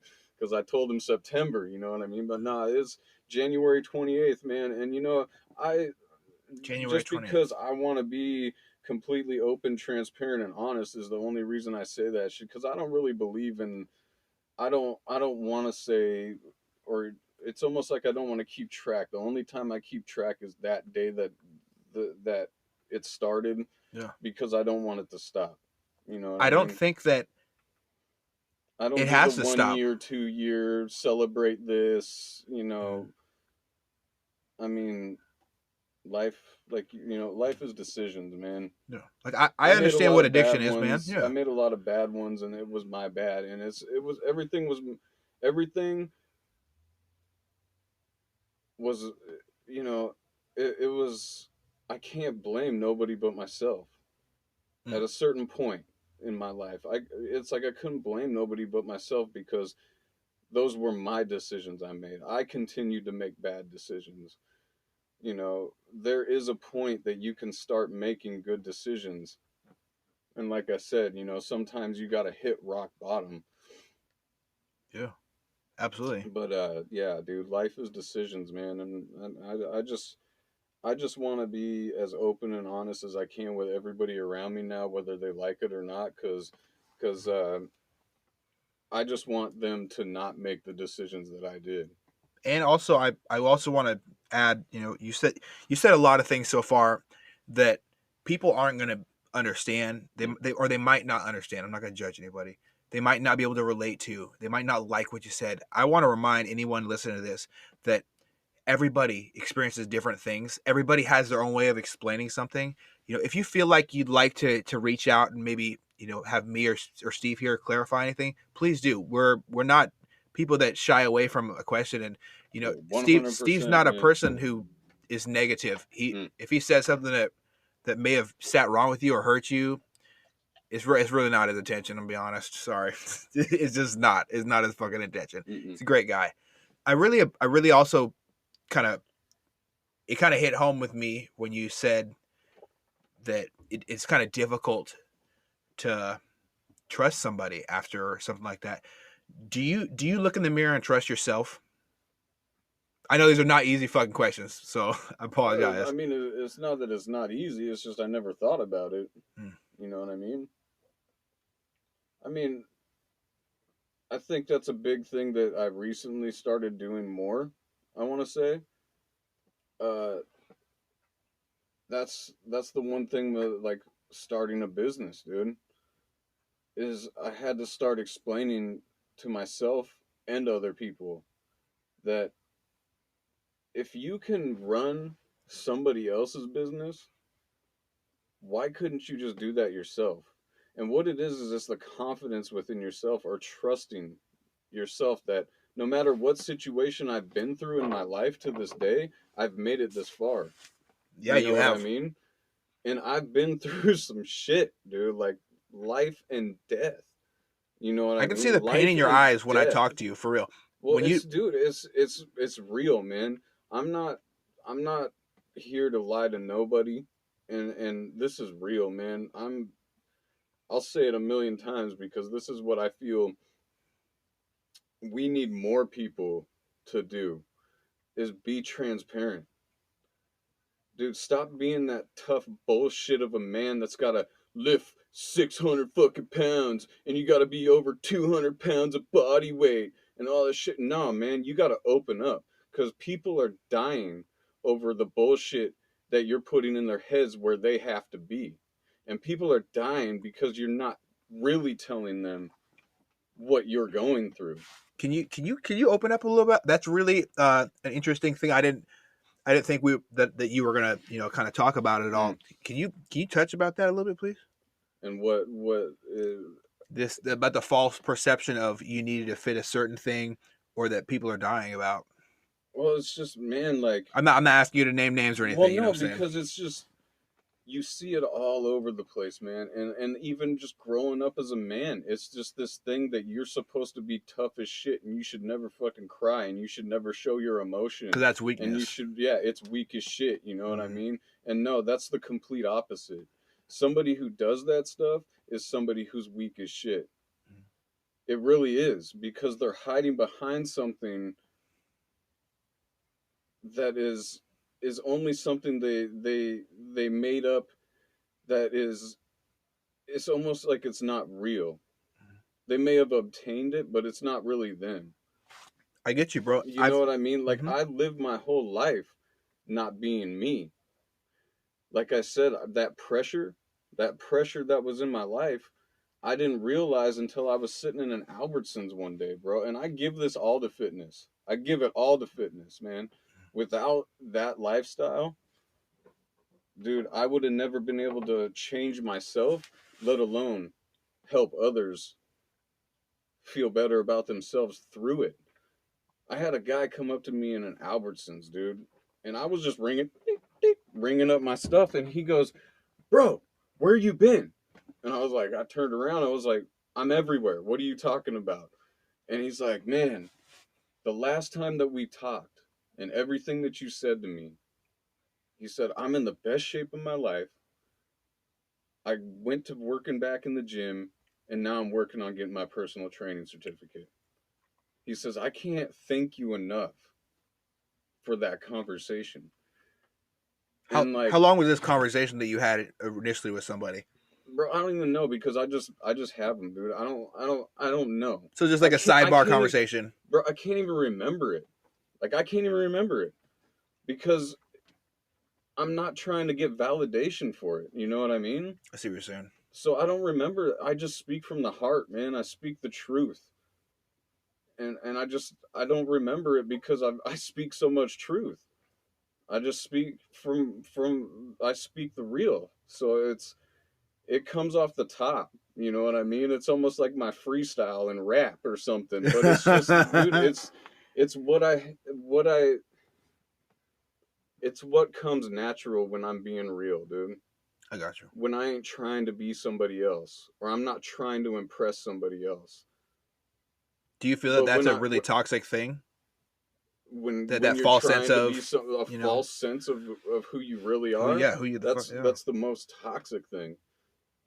Because to not know who you really are, You're a shell. well then, like, it's like a nightmare, man. Like, I lived in a nightmare for so long, dude.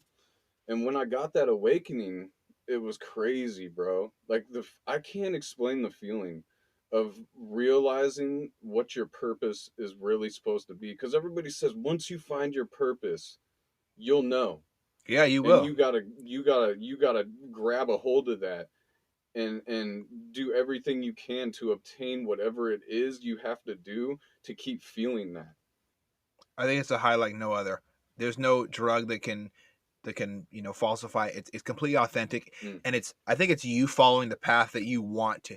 You being the person that you should be, exactly. meeting with at the same time person you want to be, giving you that euphoric feeling of just being a good person. I think I personally get that from just trying to have interactions with people, trying to get people to talk to me about things they've gone through so I could be better. Mm, After hearing the things you talked about today, I want to call my sister when this is over, you know, and tell her I love her and I'm sorry that this happened to our family and it could have been worse, but I'm glad it fucking wasn't because fuck. Mm-hmm. My situation got so small hearing somebody else's, and you talking about your daughters. Damn, am I excited to have kids? Am I scared but excited because I want to be a good father? That's why I say it's just when I speak to anybody who wants to have kids, I said just be ready, man, and make sure you're with the right one because, man, like, so their mom grew up in a situation where I don't know if I should talk about her Hey, if you stuff. don't You know feel what I comfortable mean? doing that, I I don't know. respect I it, don't man. know. You know, We don't have I to don't cover it, know if man. it's my place, but she grew up in a situation that was split. You Mm-hmm. know, her mom left her for drugs, and her dad was an alcoholic. That's tough, man. So I have to have some kind of understanding. You know what I mean? Do you I heal from your situation that you're in with her right now? And does understanding help you heal and help you still try it to be it positive? angers me and helps me heal. It brings positivity and helps me to understand why she does what she does, you know? Because and I'll talk about it because it brings pain to me, dude. But it allows me to forgive at the same time. I can't hate her because she, like I said earlier with my dad, it's like she only knows what how she was raised. Like, you know, her mom still ain't around. Her dad freaking died of alcoholism. Oh my And the goodness. guy who really raised her was the guy that got killed in the storage unit in Everett. What? Yeah. So, bro, Oh my god. and I hope and she's doing okay, and man. and her brother was the one that got stuck under the van over in off of what is that, Mariner or something, Mariner Drive or something, I can't remember exactly, but dude, and he lost his life on from pulling the plug, man, and he didn't have a scratch on him, bro. And I'll tell you right now, the only two men that I ever opened up to in my life was that dude and the dad that she called dad that raised her. And so that the pain within that, like, I can understand. And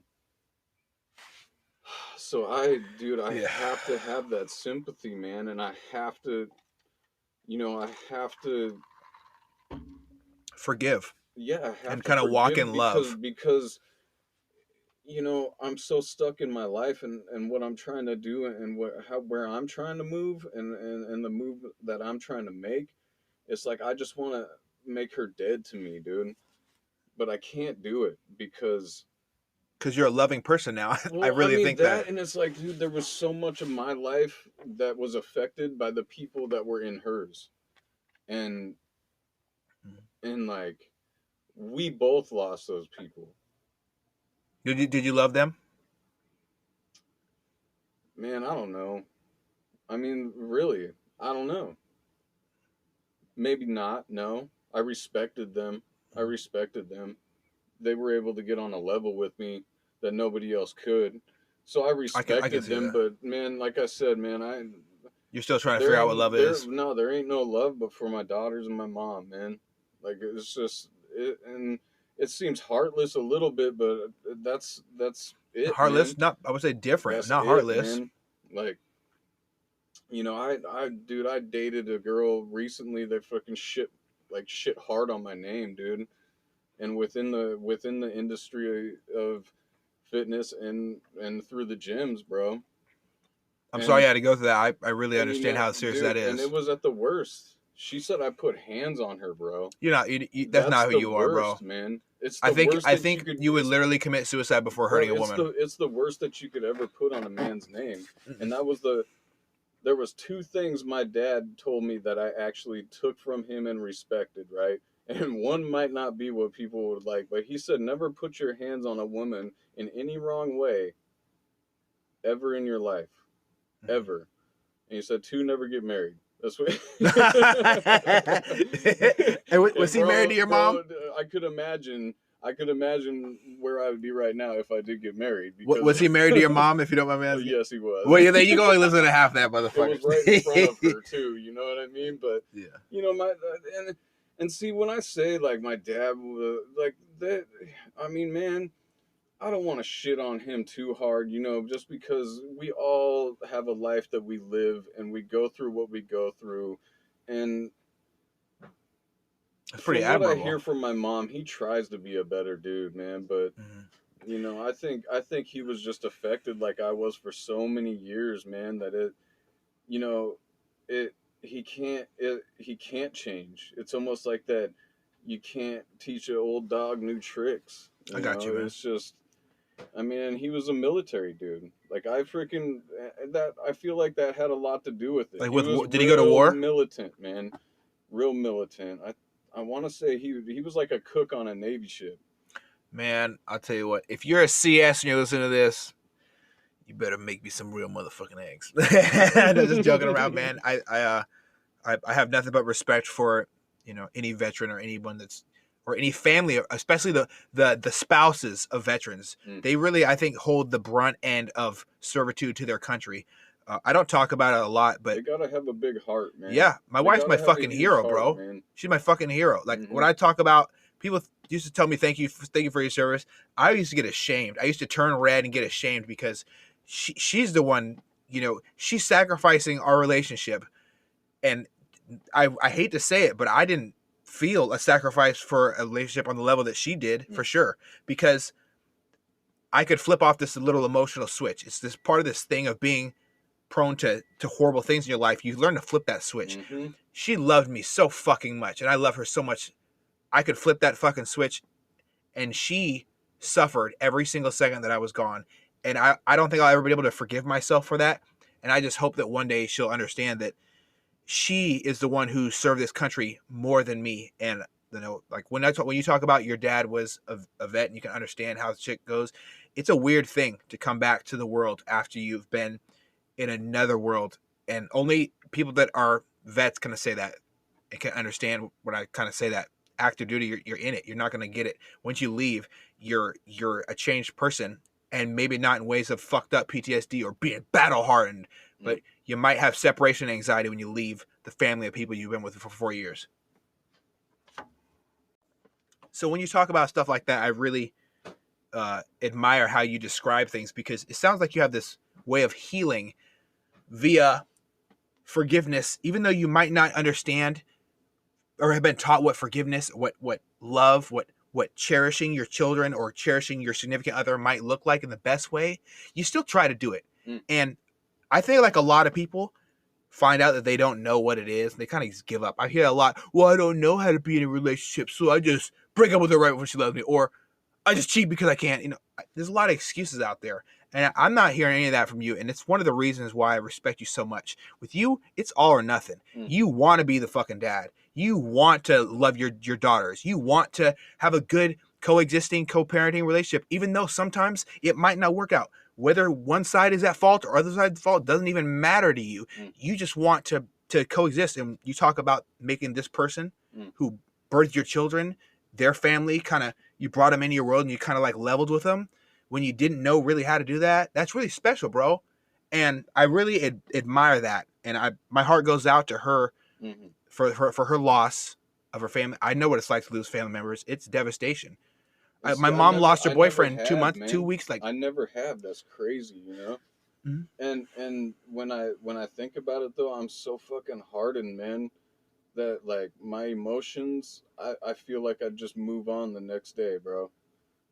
It's sad in a way, but it's the way I was raised or the way it was growing up. You know, like even I got you. So get this, like even birthdays, holidays, everything like that was bullshit. What? Like, oh yeah, dude. You never had a birthday? Well, I mean, I had birthdays, you know what I mean. But did you get a cake? It was just like at a certain point, it was like, all right, we're done with birthdays now. Okay? When was your last birthday? Dude, I don't even remember, man. Like, I'm gonna give you a cake one day, bro. Not even on your birthday, just because I can. I don't think I've celebrated a birthday like since I was like, damn, like 18 maybe. Yeah, bro. Like I don't like. I don't think It's like and how I learned it was okay. Suck it the fuck up then. You just stop crying about it. I'm gonna tell you three things. Okay, one, you're entering this earth is important because not because of who the fuck you are, Mm. but the effect you have on others, which is so. Man, if I could tell this, I couldn't even paint a picture. I suck at painting, but I can try. But I couldn't even paint a good enough picture to describe your relationship with your daughters, how they act towards you. There's this weird thing when you see a good parent and you really wish that kind of was your dad and you were that daughter in that moment. And I feel that, and it sounds kind of fucked up and weird, but I want that relationship you have with your daughters to be with my daughter, to be with my dad. You know, I want to have these relationships, and it's Man, special. I just want them, and I've explained it to other people too in a way that like people might be like, why are you comparing it to that? But so like whenever I had a dog, right? Mm-hmm. I never wanted to be that person that brought their dog somewhere and it acted a fucking fool, dude. Mm. So my dog, it was almost like, see, growing up militant or in with a military pops, I grew up with military ways. It's weird because a lot of people would ask me if I was in the military just from the way I carry myself, or even like the shape I was in, you I know, could or tell when I saw you. just You look like like it. the hardened way that like I am, you know what I mean? But it's like I take that and people called it OCD, but it's just perfectionism, man. And the thing is like it's like, man, with the dogs, they were trained to a T, Mm-hmm. to a T, you know, with the sit, the lay, the freaking all that. So through the whole militant and with the dogs and shit like that, it was like that's how I started looking at my girls, right? And there's a positive and there's a negative to that Do, because do people you? see me in public and they know like, you know, I don't want to say I'm acting as a fake person, but I'm just not as hard on them as I am at home. I've been too hard on them before, How does that and make you the feel? only way that I realize it is when they leave. How You do you? How know, does that make you feel? oh, it makes me feel terrible, right? But also, people tell me within this world and the society that we're in now, Mm-hmm. if I don't raise them the way that I'm raising them, they will get taken advantage of real easily. I And see. I can't be there. The worst thing for me, bro, like if I can't protect my daughters, dude, that crushes me, dude. Even the school sees it when I drop. Like I got the chance to drop them off for the first time for the first day of school by myself. When was that? What was that? March 1st, I think it was. Yeah, bro. And fucking dude, the feeling of that was When was great. this March? Yeah, Just the other day, yeah. you had the first time being able. Oh yeah. I know shit. Life it gets so fucked up sometimes. Well, You I got to don't get drop the your daughters off for the time. first I don't time. get the time because the work I do, and Mm-hmm. that I mean that's a big reason why I want to get away from it, dude. Because I want to live life on my terms. I don't want to not work. I want to work for the rest of my life, Mm-hmm. but I just want to have the availability to be able to spend the time that I should be allotted with my children. You know what I mean? I don't when I got stripped of the time with my kids and only get them on the weekends. I don't get to put my kids to bed. I don't get to take my kids to school. I don't get to be the dad that I wanted, like I want to be, that I was thought I was signing up to be. You know what I mean? Like that shit's hard, man. That shit is real hard, dude. And so when they're not there, and I don't know how they're doing, and I can't protect them at all times, you start to think, am I gonna lose my love for them? You know what I mean? Or it's like how do I move on with my life and not feel that I'm leaving them behind? It's a crazy thing, bro. So, like, I mean, honestly, do I understand it's difficult to talk about. To deal with that without, while also trying to better yourself, also not having crutches to fall back on to numb you and make you feel better about certain things. It's rough, man. It's rough. And I'll tell you right now, I'll keep going back to it every time. Is fitness saved my life, dude. Can you Without expand on that? Without it, I'm done. What was it? I've been back in for a month and a half, and before, everybody knew me that way. Everybody knew me as that dude. I was that was my life. Mm-hmm. If you were in the gym, you were wondering why I wasn't there. You know that's what I a mean? fact. Time and attention. And, dude, it was just I lost that for 6 months before, you know, that ended a month and a half ago. But for 6 months, I was in the dark, dark, dark place, man.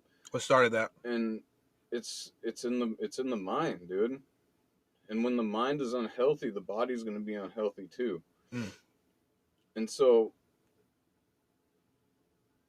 man, I didn't think anybody gave a shit about me. I thought people in the gym just laughed at me, dude. Like, people looked at me and just thought I was some kind of fool. Like, I was out of my mind, bro. Like, the way I worked, I didn't know what the hell I was doing. People were looking at me a certain way, and I thought I was just, like, dude, like, it was crazy, bro. Like, is that because of the weight you were lifting, or what gave you these feelings? Man, it's, you feel like somebody was scolding you. Did they talk to you and you felt like they were scolding you when you were talking to you? Get this, right? Okay. I got back into the gym. Thank God for people that were in that community that finally reached out, like, okay, dude, this has been too long. Where the hell has this guy been? That reached out to me and got me back into it. And I ran in. It was funny, dude, the way things work in your life, right? And so these people that made me feel that way, or I was having these thoughts about, they were in the same gym that I was going to that they would have never been going to, if that makes sense. Yeah, I got you. Coronavirus really fucked up dude, all of our gym schedules, pretty much. You know what happened? Is I decided after this to be as transparent as I could, because that was what was going to save my life and hopefully save other people's lives. I went to these people and I was like, the first thing they said to me, okay, so one dude, I was like, hey, bro, you still got your Corvette? That's kind of how I was thrown it, because I can be real awkward to start a conversation, but then people know I don't shut the fuck up. You know what I mean? But, I love you anyway, man. But dude, it's like, so that's how I started, and he's like, yeah, man. He's like, where the hell you been, dude? What happened? You look way smaller. First of all, don't do that, okay? That's the worst shit I've ever heard. Fuck. Don't do that to a dude that like that could be somebody's sobriety. Life. No, for real. Like, well, it's not really a joke. Could, but man, like in seriousness and in joking, because god damn it, man, I know where I was, all right? But but dude, I just opened up to him, man, and I said, you know what, man? I didn't think you would ever give a shit about where the hell I was. I was like, every time I saw you in LA Fitness, dude, I thought you were giving me bad looks, so I was giving you bad looks, and in my head, I wanted to fuck you up, dude. And I thought you were the same way, and I thought we were going to have problems. Yeah, you got to go outside and fight. He's like, bro, I worked harder in the gym because I saw how you worked in the gym. Yeah, it's real shit. And it made me work harder. And if anything, you got me to a better place in my life than I would have ever been, because you kept coming and you were there every day and you were going crazy.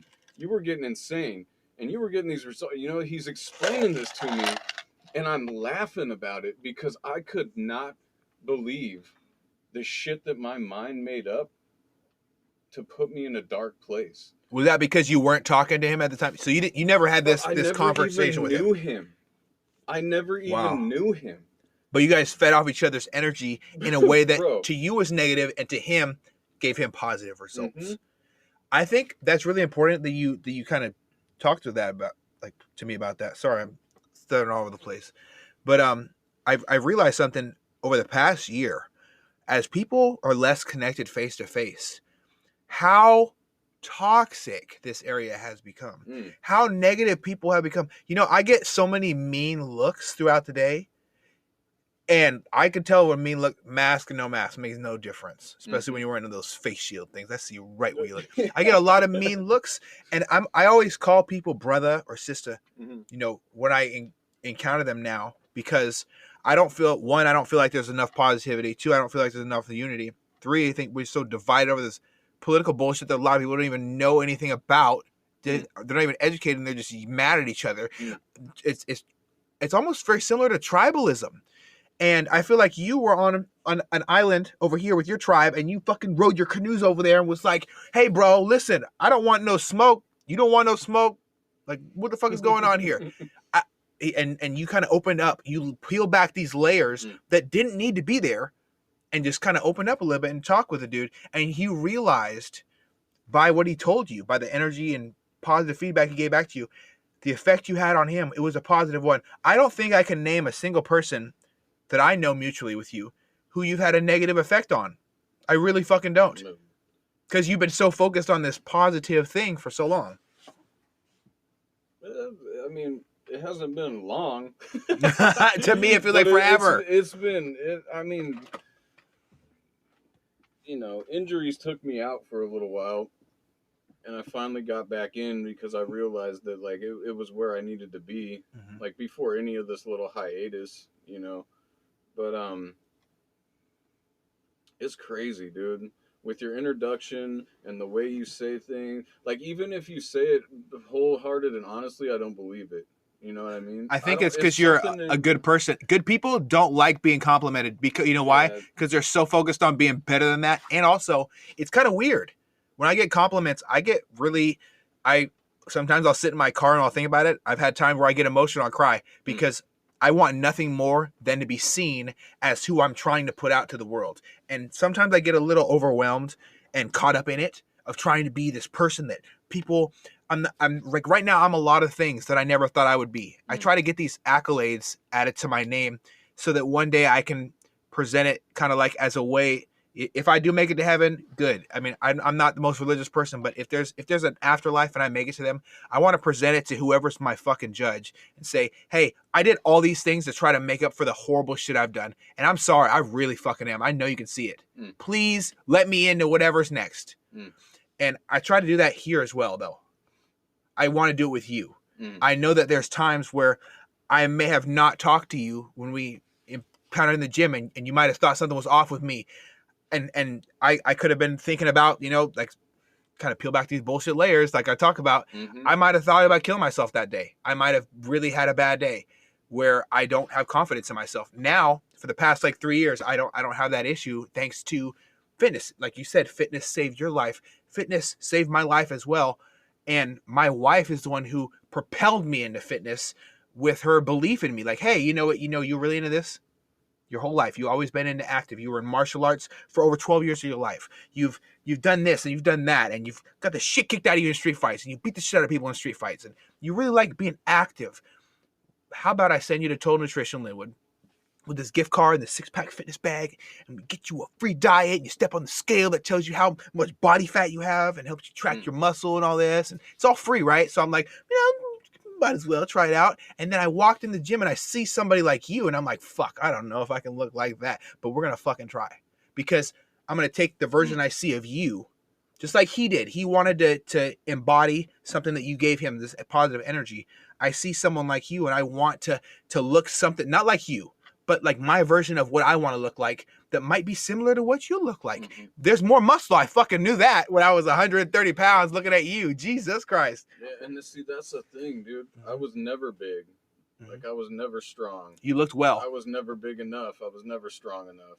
And to yourself or to like, myself, what do you mean? To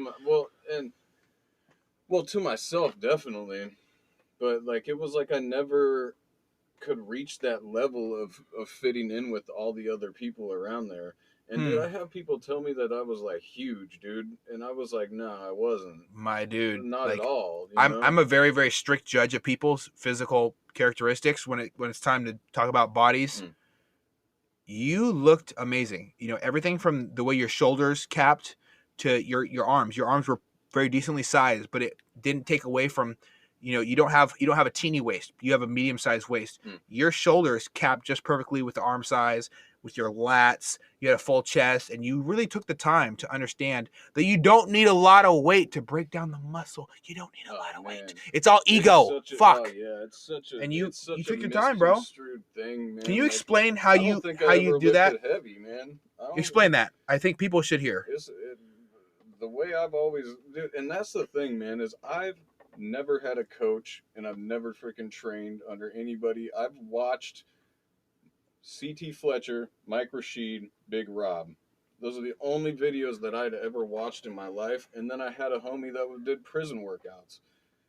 But it's just the understanding of it, man, is control the weight and work your negatives with your positives at all times. That's literally the thing that I did. And it wasn't about, you know, the amount of weight that you could put up once. I think that's a lot of that. Dude, where some people might be ego. I always wanted to be that dude that there's the 315-pound dude that was lifting 315 for one, but I wanted to be the 180-pound dude that worked my way up to where I could lift 315 for 3 to 5, slow and controlled, as I look at him with a smile. I see what you're saying. You get what I'm saying? You have, like, everybody's so rushed to get big, or everybody's so worried about this number to work towards, instead of actually lifting in a healthy manner and being happy. I think I really, really like the way you worded that. Something I noticed in accordance with that as well, that when you sit there and you talk about numbers, I think for me it kind of hits home. A lot of guys worry about the weight. Oh, I need to get bigger. A lot of women are like, oh, you know, the scale doesn't look too right for me. And 9 times out of 10, I really disagree with what the scale says, because there's different uses for the scale, right? A scale just gives you a fucking number. It doesn't tell you how much of that is muscle, how much of that is fat. So I believe it gives you a vision of yourself that might not be what you need to hear at that time. Like me, I need a scale that tells me how much body fat, unless I'm working with my elite coach, Brian Click, who's like, listen, bro, we're right on track. Add a fucking another pound of, another 20,000 pounds of rice, you know, to your diet, because we got to blow up. But, dude, it's another bullshit. thing with that is also, like, the scale allows you to understand what your nutrition should look like. And I only learned that recently because of my friend Sonia, who is the best nutritionist out there in the Northwest. Where is she at? What is it? The Body Body Shop? Lab. She Body Shop? owns the Body Lab. She owns the Body Lab. Or yeah, it's her company, which she I believe it's the one that she owns that she pushes her nutrition through. I want to say, but she also is working heavily through the Body Shop, which is also located in Thrasher's Corner. Over there on Bothlever Highway? That's my personal gym. The best gym. Yes, I left LA Fitness for them. It was a very tough breakup, but it had to happen because I cannot have somebody telling me that after I get off my day at work, because I got stuck there, I can't lift weights. I need 24 hours. I need good equipment that's not standard, that hits certain muscle groups. I need it. I can't stand in a herd, and I can't be muzzled. It's real uncomfortable with me. I just don't feel it's right. Absolutely. But again, with that is, dude, reached out to her because, dude, I wasn't, TMI, but I wasn't, going to the bathroom straight for like a week. Okay. That's pretty serious. A week is not good. It was water, if that makes sense. Yeah, your energy, everything's off. I was just doing the shit that I did before. As much protein as you can, throw in carbs, put a little fats in, Dude, I was not using the scale because I never used a scale. I Mhm. didn't like. I would be the one that would preach it if I saw somebody in the freaking gym doing it. I'd say, get off of that thing, stop it. It doesn't matter. I found out with nutrition is probably the one most important thing because after that 6 months that I went on hiatus, well, I just started to get back in the gym and started eating healthy, like Yeah. So Well, I was taking in 200 plus grams of protein in how a much did you day. weigh? I weighed 168 pounds and didn't even know it until she said, "Well, what do you weigh?" I said, "I don't have a scale, but my roommate does." And I went and weighed myself. Not only did I feel like a frail little fool, but dude, I couldn't believe it.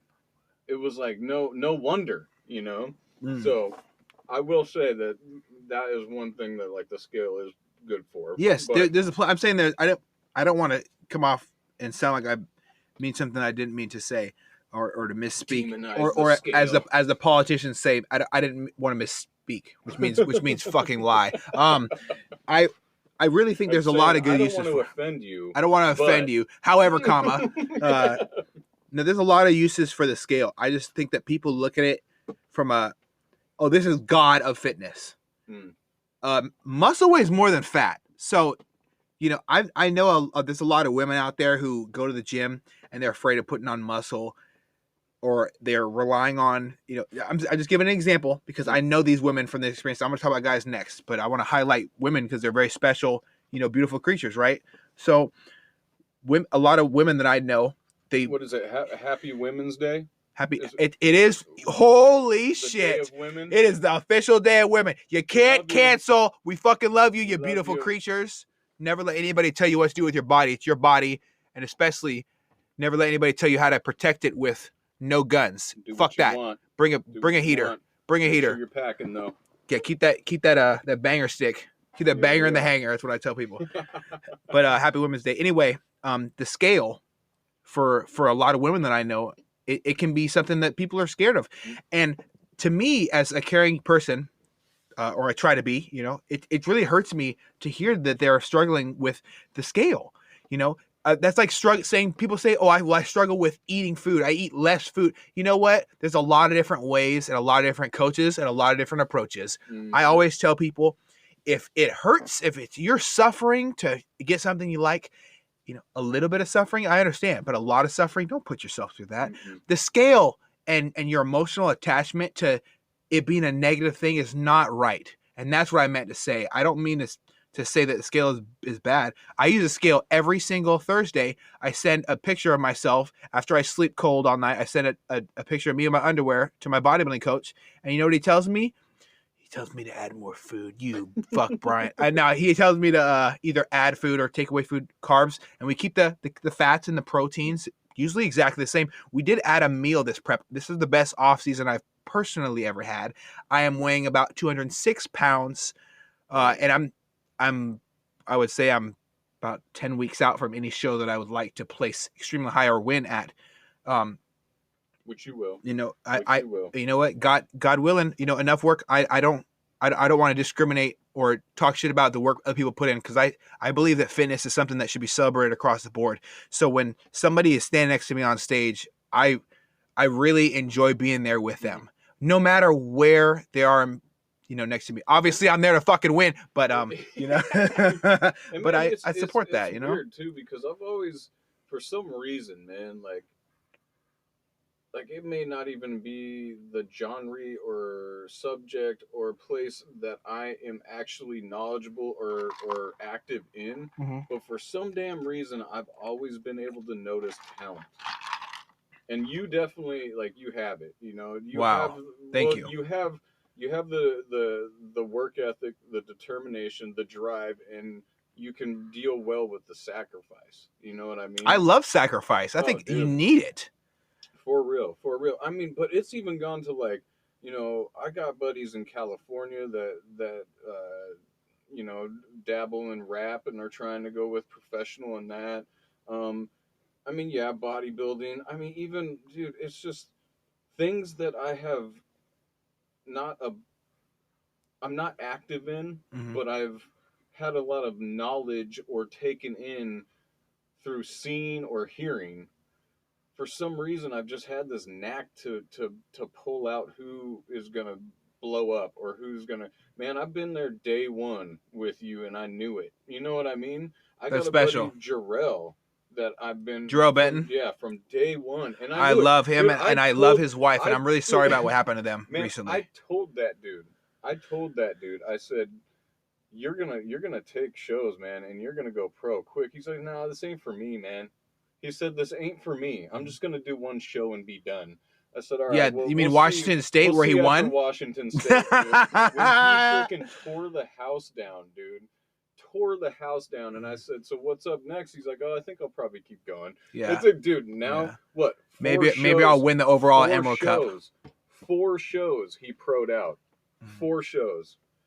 Like, dude. I think And there's nothing better than that. Saying, It's oh, pure. yeah, It's special. check me out. I got this knack for seeing. But dude, for some reason, I can just see who the real ones are. The ones who sacrifice. The one who have that determination, dude. And do you think it's because you see enough fake bullshit to know when it's real? Oh man. Well, no, dude. I feel like that has kind of to go back to the whole, you know, it's not a positive, but you know, dealing with a lot of people through doing what I did in negative ways in my past. You know, you tend to see a lot of character that I can almost, I hate to say judge, but I can kind of see what kind of a person a certain person is without even kind of meeting them. You know what I mean? And that all stems from being around a lot of different people, especially shady ones. I think do you need that polar, that real, you need that diversity, that negativity to understand what positivity is? Do you think that applies to everything? Because I definitely do. Yeah, you know, I don't think you're ever going to see the positive if you're not through the negative. It's almost like you're never going to be successful if you don't fail. You know what I mean? I don't think you'll ever know exactly what positivity is or the full strength or how far or you know how far you can go with the positivity until you've gone so far with the negativity. Yeah. It's weird to say. I don't know if anybody will understand that, but I know quite a few people who've seen the negativity, so they will. Yeah, for sure, bro. It's like without so much negativity that was in my life, I don't think I would be so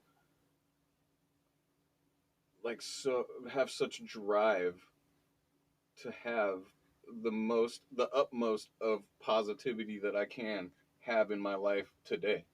You know? I see. Because I just feel like it makes me want to chase it more because I know how damaging negativity can be. And so it just makes me want to chase that positivity more. Do you ever have any regrets about it?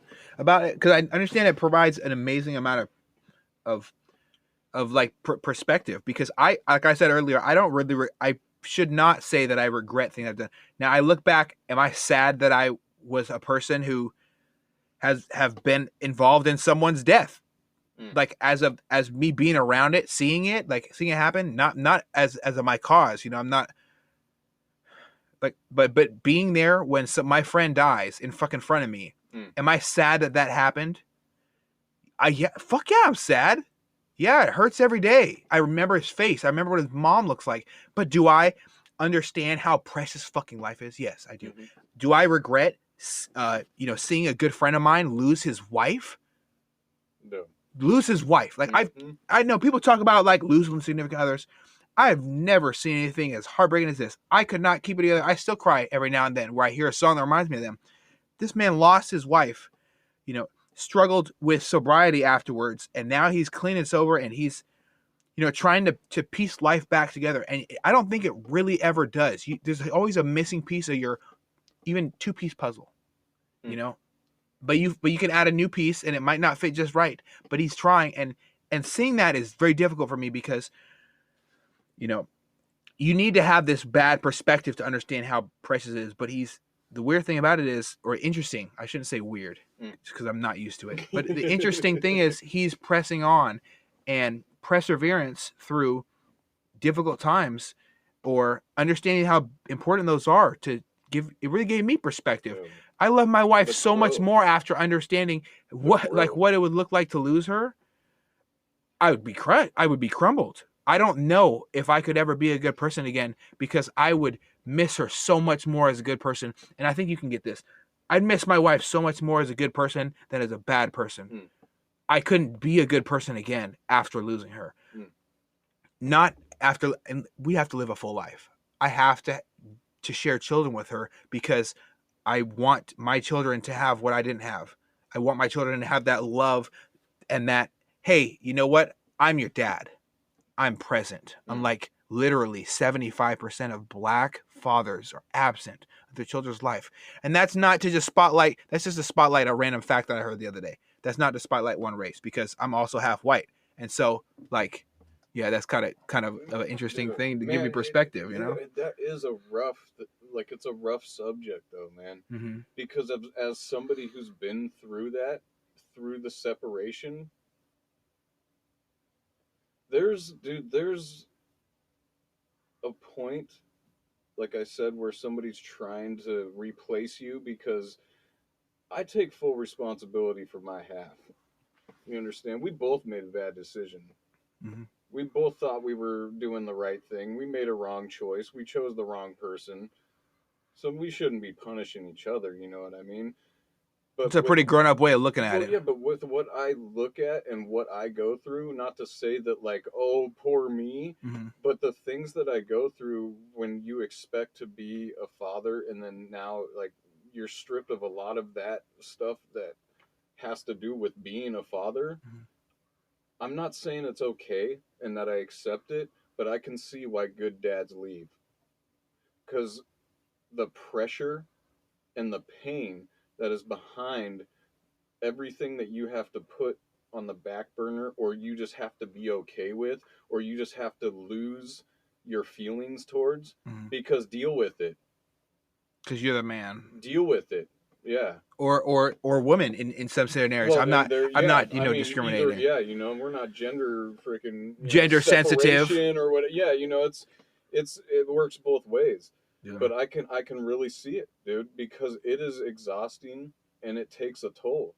And all you want to do is move forward. Like, there's fear, man. Mm-hmm. There's fear. Like, the vindictiveness that already happens. How am I supposed, like, I want to move forward. I want to have my own place. I want my daughters to have their own room. I want all that. But what if? What if that vindictive paper comes in the mail that you're going to court, and this is a state where our state's fucked. The men get screwed, and yeah. Dude, like, I would be poor with the fact that no matter what, even though you provide, because I know you provide. I've watched you physically clothe your children. Dude, I literally provide to the point that they get disappointed that they didn't get taken to go get art supplies for school, and I don't have enough money. It's either groceries or art supplies. I mean, let me just say half the groceries that I was going to get, or art supplies. I can't see my daughter's crushed, man, and she was so wanted to go get that art supplies, and it never happened. So I took that money and I went and got it. You know what I mean? My daughters will never not have, let me not say everything they want, because I mean, I want them to grow up respectful and uh, appreciate what they have, and also earn it. Yes. I gotta say that that's a big part of my life that made me a selfish little fucker.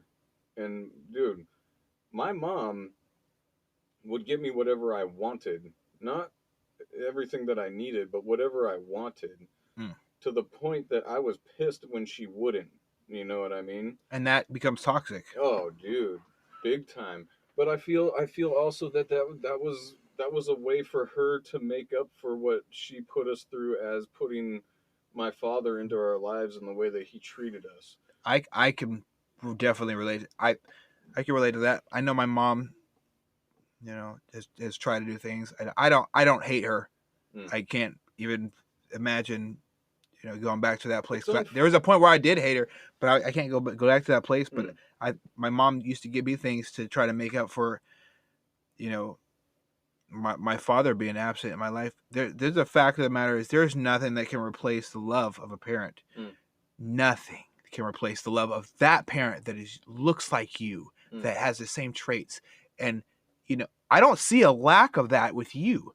I think it's very, very interesting to me that you're interesting as in a good way. It shows me your good intent, that you're fearful about making a mistake with your daughter, and you're also at the same time you're trying so hard to where you'll literally, you know, half-ass starve. Like, I know what it's like to half-ass starve. You half-ass starve just to make your daughter happy.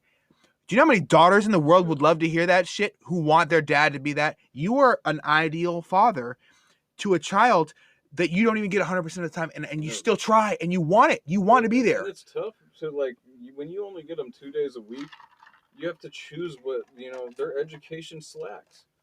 And I want to teach them education, but you know how much you hated school when you were younger. You know what I mean? It's like, and not that I want them to hate, or I don't push none of that.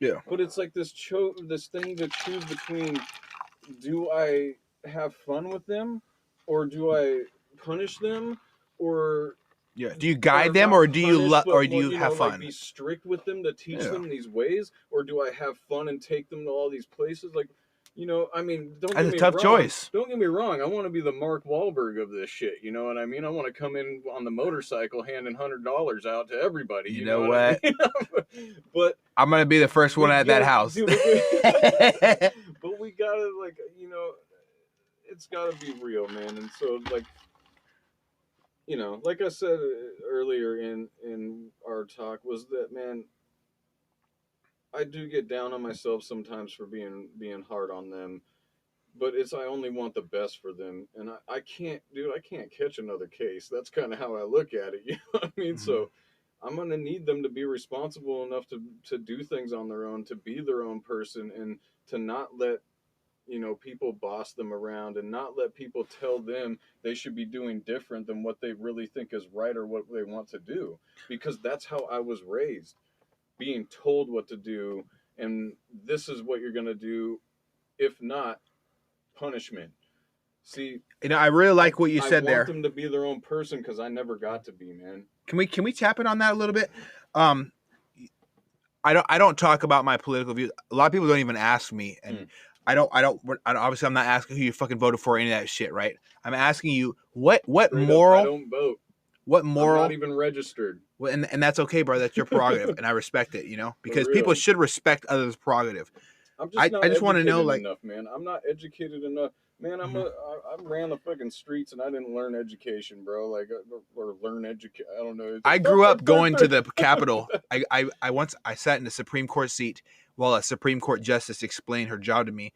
I was privileged enough to go through and learn what a system is supposed to be. I learned the laws of the street, man. You don't, the snitches get stitches. You know, and that's the type of education I learned. I didn't learn nothing about, you know, politics or what they exactly are, or what I'm looking for, or who this person is.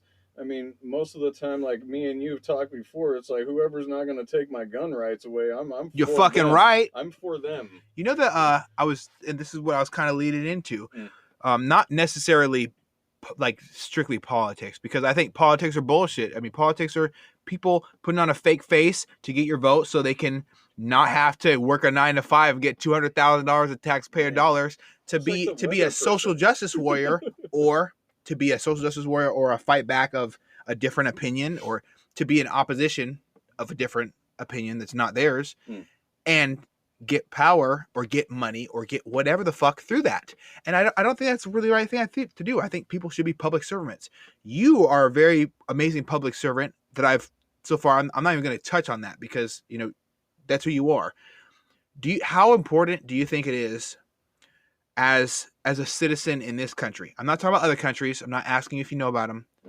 As a country right here, not as a white person, not as a black person, not as anything, as an American citizen, how important do you think it is to have gun rights? And if you were a criminal, how would banning any amount of, at any extent other than background checks, which I support, believe it or not, how would that affect a common criminal? Would you be emboldened to do worse? Would you go and fucking run up in houses? Because I know that if I was a criminal and you can't have guns, I'm coming for your shit. You know? And that's the same understanding that I have. Is Mm-hmm. it was like I was saying with that one video. You know what I mean? The Mm-hmm. first people they want to freaking punish is the law-abiding citizens, and we're more than willing to follow the law. Mm-hmm. But what are you going to do about the people that aren't? Oh That my still have God. the guns? Yeah. That still are going to freaking come and know that you're unarmed. You can't protect your family, and you can't protect your things that And you've you have worked two so daughters hard who for. are how old again, if you don't mind me asking? 5 and 8. Those are, and I want to say Man. your daughters are beautiful. I can imagine how special it is to look at somebody that you created and knowing that you want to love and protect them. Oh yeah. Do you think that firearms are important in your Well, household? Like, more. I mean, dude, most definitely. I mean, not only just because I love firearms, I'm an enthusiast and I love the actual, the sport or just the good times that you can have with good people, mm-hmm. but it's your right. It's written in a law or The in a Constitution. constitution. It's your Mm-hmm. right. You know what I mean? And also at a state level, which Mm. a lot of people don't know, at a state level, your Constitution says that your rights to defend your property, your house, your family, Mm-hmm. even your car, from Mm-hmm. people who want to take it, people who want to stop you from being able to provide for your kid, maybe And want to enter your home and hurt your children. the thing Mm-hmm. so the biggest thing with me, man, is my past. Yeah.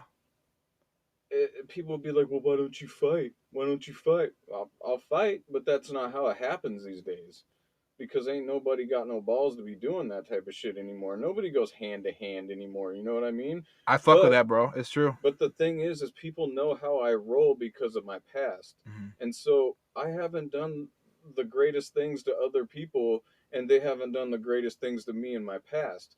So if that were to come back to bite me, I know how they're coming after me, Mm-hmm. and they know how I You ain't am lacking. protecting Yeah, myself. exactly. So it's just bottom line that you can guarantee if you see me and you see it on me, but if you don't see it on me, it's with me. Yeah. You just ain't seeing it. If I'm sitting there doing tricep push downs,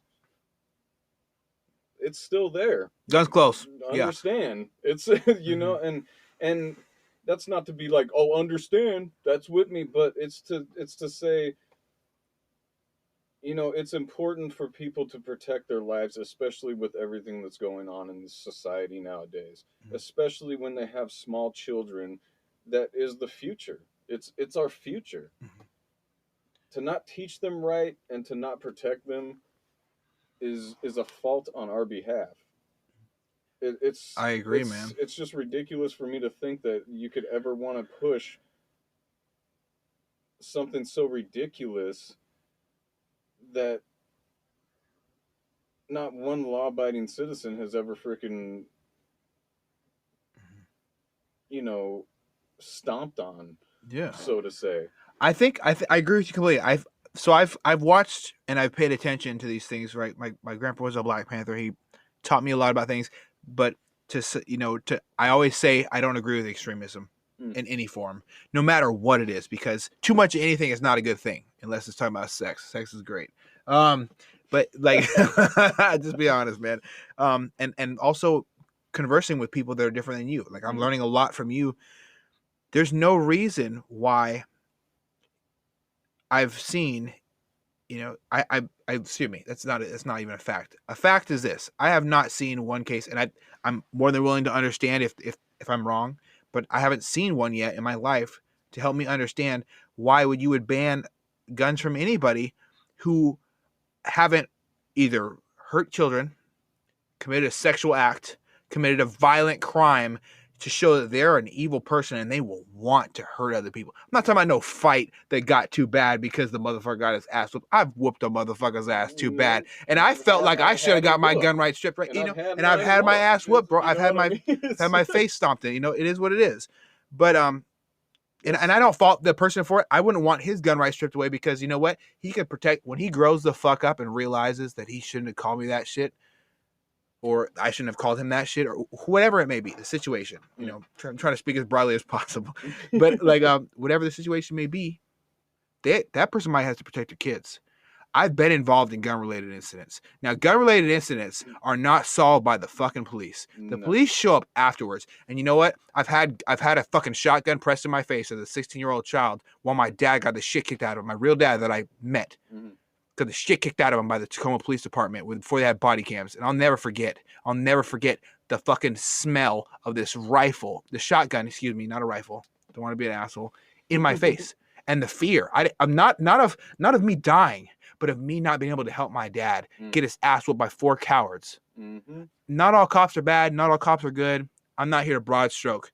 But I will say this. There's no reason why any group of people should not have guns. And every time this legislation comes out, it seems to be around a large group of people with an idea that is either extreme or might be perceived as extreme, having guns.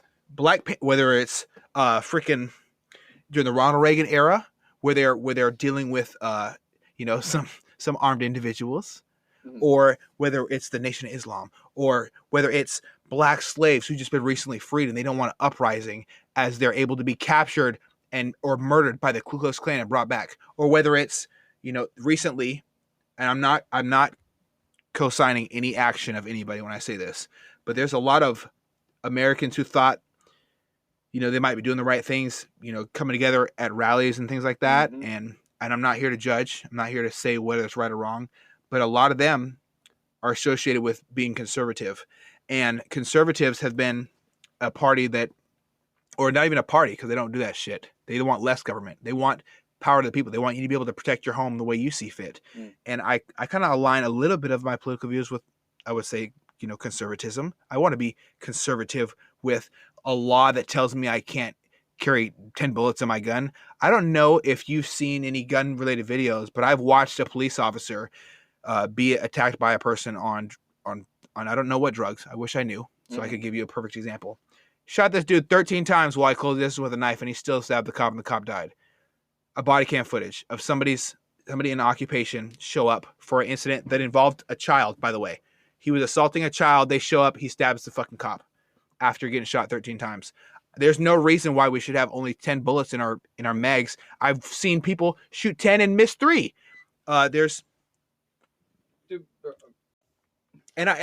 it's just bullshit for anybody to tell anybody how they cannot defend their home, because I don't know about you, man, but I've seen these fucking criminals. They don't give a fuck who shows up. The cops? You worry about the cops? Yeah. The fucking police, they show up 15 minutes after you call them? I can get some Uber, bro. Let me order Starbucks or McDonald's right now. They'll beat the cops here. I was right across from the freaking stadium after a Seahawks game, and we called the cops 5 different times, and not one showed up. They said they couldn't. Yeah, you couldn't. You couldn't. Why is that? Are you undertrained? Are you understaffed? I'm with my pregnant freaking girlfriend at the time, and it's 10 o'clock at night. And they're carrying your seed. You know what I mean? Like, can you have a gun in a Seahawks game? Okay, no. You can't? It was in the car. Okay. No, I was just wondering. Mine was in the car. Yeah, I was just wondering. So you enter a building. And we were at the game. Right. So you're at a game. Okay. So you enter a building, and they do not allow firearms or whatever weapons for reasons, obviously terrorist attacks and shit like that, which I completely get. And then you leave there, and you're transiting to your vehicle, and you have a situation unfolds, which I'm not telling you need to open unpack, but whatever reason you had to call the police, and they said they couldn't get there. Who's going to save you? Is it going to be it's sad to say, from my experiences, it's been an innocent bystander with a gun, a knife, OC spray, a taser, or some big balls or some big ovaries and a fist. I've seen women step up the fuck up and help save the day. Okay, this is my take on it. This is just my opinion.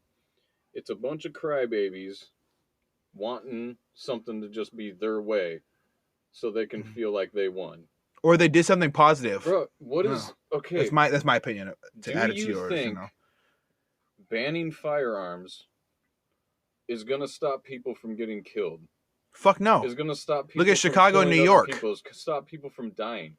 No. You gonna ban hands next? Because dude, there's plenty of people that can kill people with their bare hands. I've seen it.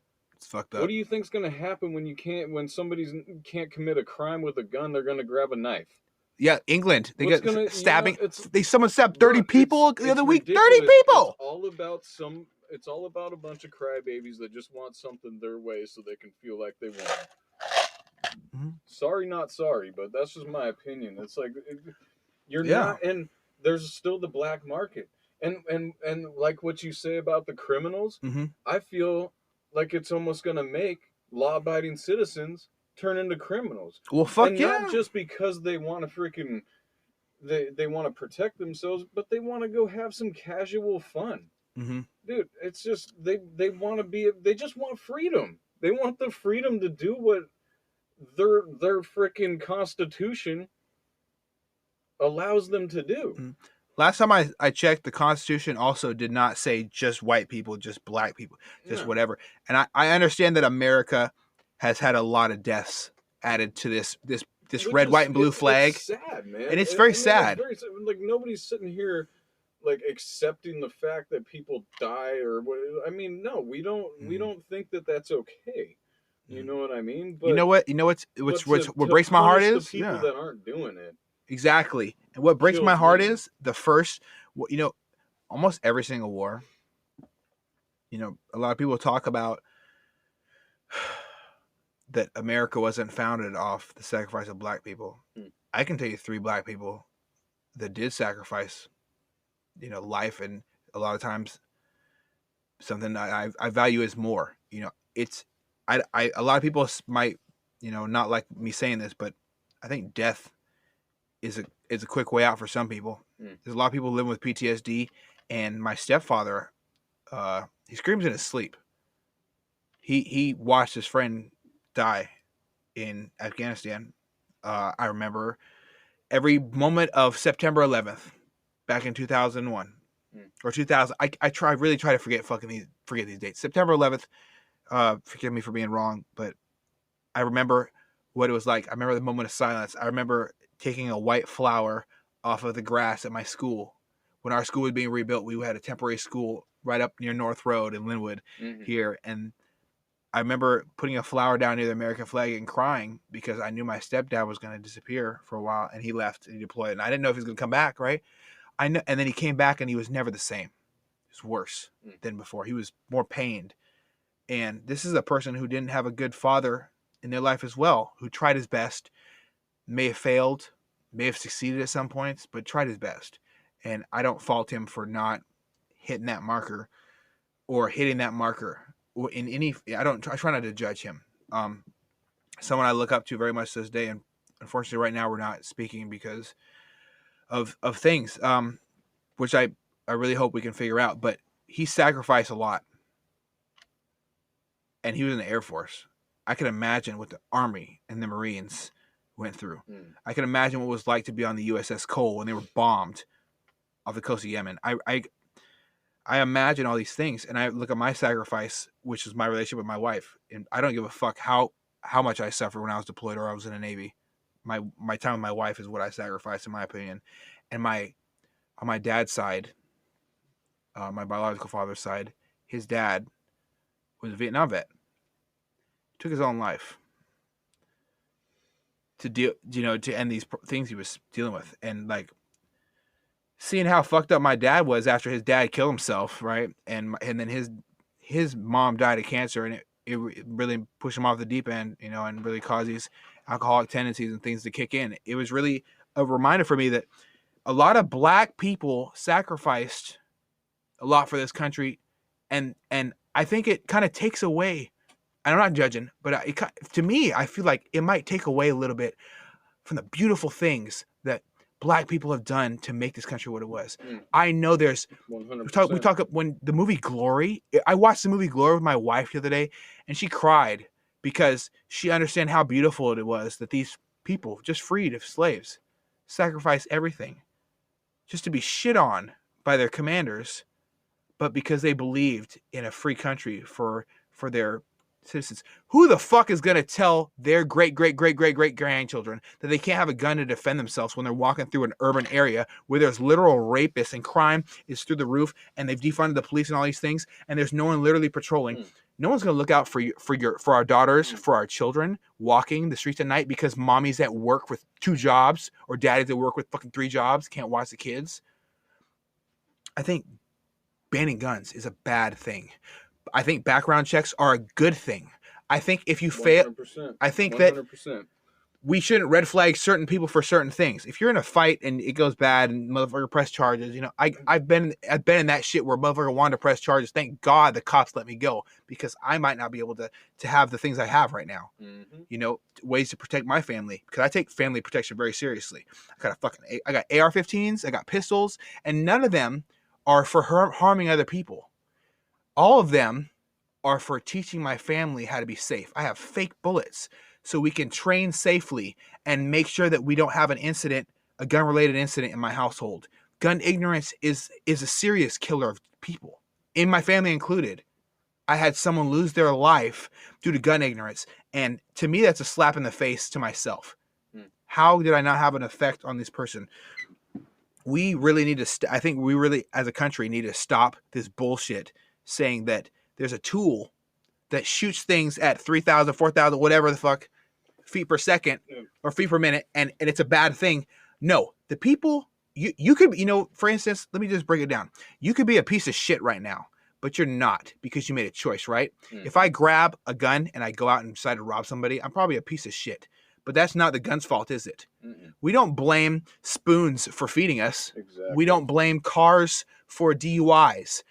It's literally insanity to say that guns are the issue here. We can't get our hands on fully automatic, you know, weapons in this region, and I'm not going to say if I'm for or against that because I don't have one to know if I'm for or against it, and it's not my business what another American citizen does with their life. Military grade rifles. You know, these ARs, these assault rifles, they call them. It's called an Armalite rifle. Like, do you know how stupid people sound when they said, "I've shot this AR-15, the assault rifle 15"? Can you imagine trying to go to war with one of those? With my AR-15, with not being able to go to automatic, you'd be dead in freaking. I might be fucked. Maybe less than 2 minutes. Like, you know what really scares me though? It's just the way they label all this stuff to put this horrible fear into people. Fear is the number one driver of human behavior. And when you say you're scared, it really kind of scares me because fear is contagious. Is psychological warfare. No, it is. It is. And it's known. It's known. When people are empowered, you can't stop that. You can't stop the make sure you got your mask on. Make sure you got your mask on. I'm not going to sit here and say that people should wear them when they shouldn't and shouldn't wear them when they should. There's times where I believe that we should wear masks. There's a lot of times where I think we shouldn't. And I respect your opinion, brother. Like, I hope you're dosing up on vitamin D and all the other things to make sure you take care of your body. But you know. But they're not going to talk about that. Push health. I definitely, and I completely agree with you, man. I mean, look at you can't have 50% of it. But you're keeping McDonald's and Taco Bell and freaking Jack in the Box just, you know, rolling. Yeah. Keeping all these restaurants that don't offer any kind of healthy foods, you know, you can Uber Eats there. Exactly. And that's also frustrating is that they're not putting out any additional information. I understand there is a real authentic use behind wearing a mask. I understand there's a real authentic thing behind this social distancing, and I've listened to the scientists, the real scientists, but you know, for some reason the scientists that actually have dealt with this thing in the area of, I don't know, where did it come from? I think it comes from China, right? Wuhan, China. There's this place where they study these communicable diseases and things. I don't know if that's the name of it. I'm pretty sure. If you want to fact check me, you might see that I just might be right. I'm not sure. But you go to these areas and these scientists, they're literally killed in other countries for telling the truth. In our country, we don't have that issue. We have a constitution that protects us. I think there's no reason why we can't have somebody say, "Hey, bro, I understand you got this mask on. I want to share something else with you. You should be outside soaking in vitamin D. There's also a certain type of vitamin D that you can take that activates in your body better to protect you from getting this, so you don't die like my mom's boyfriend died less than a month ago. Like, he's dead because some fuck thought it was a good idea to say, "Oh, it's coronavirus ain't gonna get me. I'm good, bro. I'm good." None of us are good unless we have empathy. And I'm not saying that everybody needed to wear a mask. I'm not saying that everybody needs to social distance. I'm not saying that Christmas should be canceled because fuck that. Yeah. Right. I am saying that we all should be careful and think with our hearts here, and think with our minds, because if you're not taking care of your body normally, what do you think is going to happen when a virus like this does show up? When you're obese, what's the number one fucking most dangerous thing? Obesity. Why are 43% of people over 30 obese in our country? What do you do? What do you do with a small child when it's first born? I don't fucking know, dude.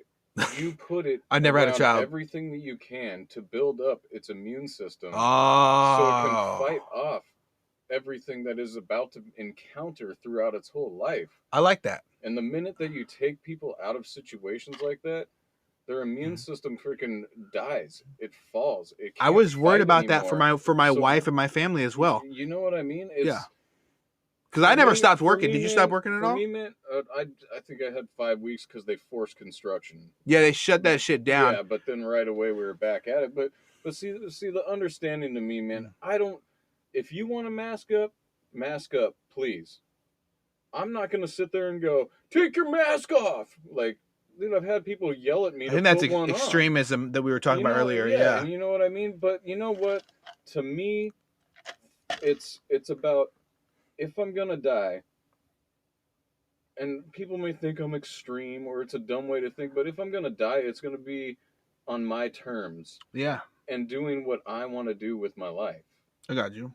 And I've seen you do wear a mask out in public, and you do sanitize all your equipment that you've been processing out too. And that's the thing, is I'm not here to get an argument with nobody, and I'm not here to make anybody feel uncomfortable. Mm-hmm. You know what I mean? I fuck with that, man.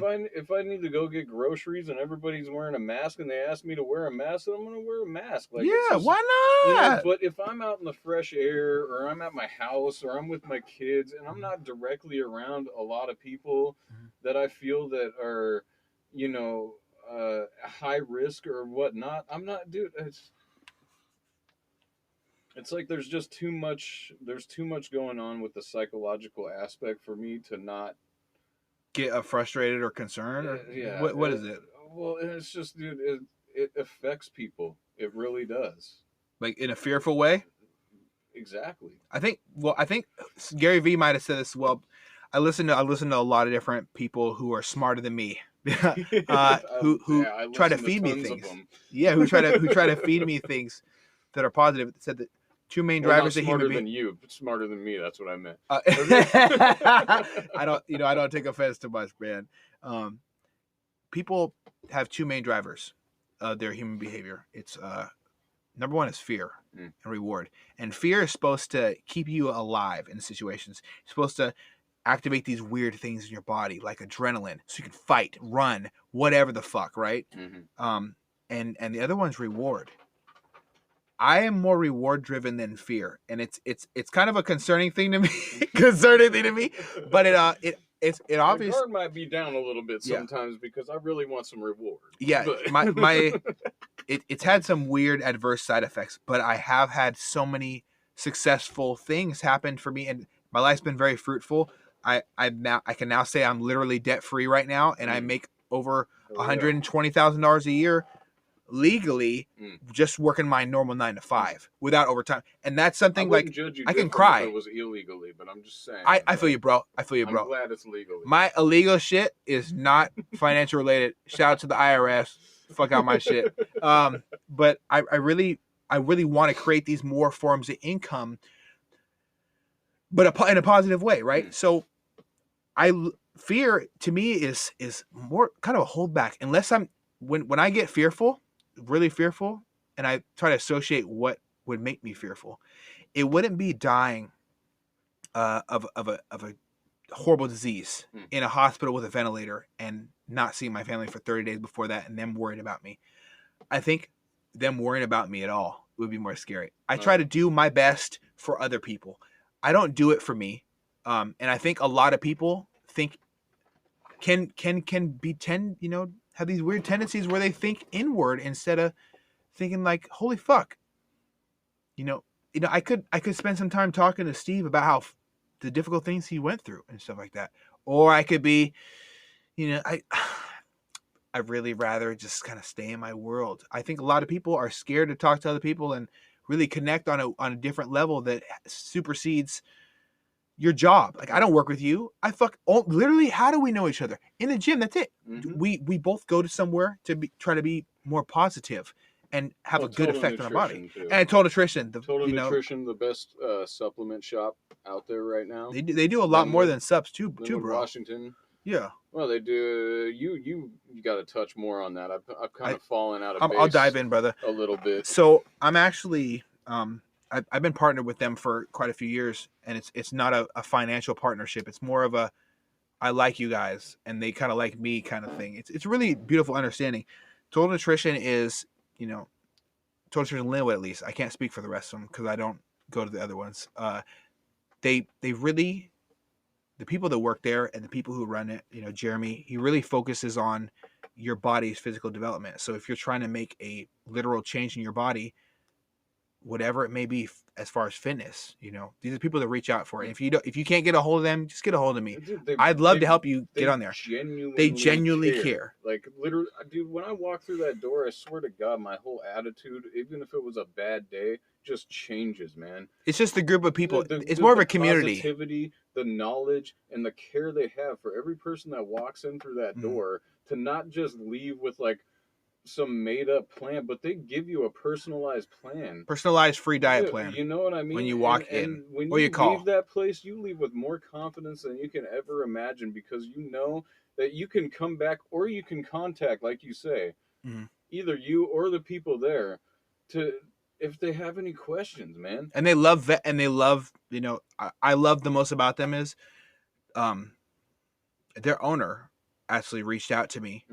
After a couple months of me stopping by there to get checked in on this weird scale that measures my body fat percentage and tells me how I progress. And hey, you're up 2 pounds of muscle and you're down 0.5 pound of body fat. Gold star. I really needed that when I first started, because like I talk about it with a few people. I try not to. Although it's kind of hard to talk about. They need to get my name right. Every time they send a $10, it says Brody. All right, like my name is not Brody. Did you make a joke when you were first there? No, dude. Dude, it's just like every time in my head though, when I see it, it comes up on my cell phone. It says, "We appreciate you, Brady." And so like, all I can do, I can just hear it. I can hear that in my head like that, like some surfer dude or something. Brady. You know what? If that has to be you, Jeremy, man. He's great. Dude, he reached out to me, man. They even tried to change it, bro. They even tried to change it. It still calls me Brody, dude. I don't even know, man. I'm glad it calls you Brody. My birthday is August 14th. I don't know what you got in there, but I love you guys. You got to update that, bro. I love you guys either way. I think maybe Dakota, back when he worked there, he was too busy taking selfies. I don't know. I love you, Dakota. But Jeremy actually reached out to me and he was like, "Hey man, I really want you to kind of partner up with us." And so I partnered up with them, and it's not like a financial partnership. It's a, talk to people about what we've done for you, and and let us direct people to you so you guys can have these positive interactions. And you and me are one of these positive interactions that we've had. We've kind of connected through there as well, because they really helped me go from being 130 pounds to 206 today now. Like obviously a significant amount of it comes from the dieting that I've worked with just with my coach Brian, but the supplements that Total Nutrition has, they kind of like weed through. I would say they weed through the bullshit. And I think that might be a little bit raw and authentic to say it that way, but they do weed through the bullshit. They don't believe in bullshit subs, and personally, I don't have time. I mean, I never really talk about it. I work a full-time job. I leave. I go to the gym. I come back to my house. I try to work on my house. I try to work on my marriage. I try to play time with my dogs. I try to figure out my childhood that was not perfect. And I try to heal to be a better father. I have a very full schedule mentally. It might maybe not as physically, but they took a lot of that ease off me by saying, "Here, this is what subs we recommend to you. This is what I would take if I were you. If you don't like it, man, here, take a free sample, and if you don't like it, come back, get it for one, bro." And they really helped me out, like from pre-workout to fat loss shit. Like they really helped me out, and I cannot thank Jeremy enough. Specifically, Jeremy. Oh man, He was sleeping in the back of a supplement store, and now he owns a few of them. But he really reaches out to people. He calls me and he asks how my wife is. That's special. Like I won't share conversations that me and him have had, but we've had conversations behind the door, or what is it, behind the scenes. Behind the scenes. And that guy is the most genuine dude that you could ever talk to. And he's gone through a lot. Dude, he only wants the best for you. And if you're an inspiring entrepreneur, he's got a story you need to hear, and he's got some positive freaking vibes and some positive information to give you, and he only wants you to move forward and only wants you to do your best. He is like one of the biggest supports that I really want to have him on here and talk with him. Like, oh dude, you need to have him on here, because he's a great man. He is one of the greatest additions to the goddamn world. You know what else they did? Asked for. You thought you couldn't get any better? Him and his lady, they have a great relationship, right? They saved a fucking puppy last year. It was out freezing in the cold, and they came up and they're like, "Listen, you're a horrible owner. You're a horrible owner. I'm taking your dog, and if you try to stop me, like, it's gonna go where it's gonna go." That's some, he's got some big cojones. I've seen him through them tight pants he wears, but but he's a great guy, man, and I really love you, Jeremy, brother. But yeah, we have a lot of things that connect us, and I don't think that we need these false boundaries of. And this one of my favorite investigative journalists, prior investigative journalist, now has his own talk show where he talks about and just breaks down the news from a non-biased standpoint, and he explains when he's being biased. Is Tim Pool, and something he's talked about a lot is tribalism. We can't sit here like you and me. You're white. I'm not white. I'm like half white. I'm like half white and half black. Does that mean I should look at you as just that before who you are? Fuck no, right? And I think we as a society look people as, oh, you're a Biden supporter, you're a Trump supporter, you're a Jorgensen supporter. You like Black Lives Matter? I don't like Black Lives Matter. You don't like the organization? It's almost like the reason why I stay so far away from any of it. Good. I don't even want to be educated in any of it, because it's just, to me, it all ends up in negativity. I really agree with that. Like I was saying earlier, to say like, I was with this black guy, like, to get worried about. You got nervous about that, but I don't be nervous, man. I don't like anything that I'm so damn, like I was saying, such an open book that I'm not. Like I'm almost listening to my damn self too much. You know what I mean? Yeah. Because I talk so. I think you're so worried much about being a good person, like, bro. Well, and that's the thing, is like I ain't even. This so far from my mind that like I probably have said things that I don't even know. And even, dude, please, if I ever do, tell me you're uncomfortable, or tell me I probably shouldn't, because I'm probably not even noticing that I'm doing it, because it's not even in my realm. I feel you. I don't even think about it. You don't come from a place of negativity or hatred or judgment. Just, dude, I have no idea, like.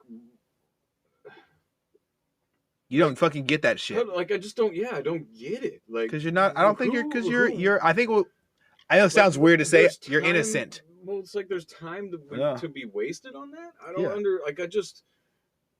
man, like, even in my most. If that's the main concern, if you're more concerned about somebody calling like I don't get it. How you're so concerned about someone else calling somebody else black or white, or somebody else, referring to you as a man or a woman when you are personally identifying as that. I understand gender, how do I say this in the best way possible to show my intent?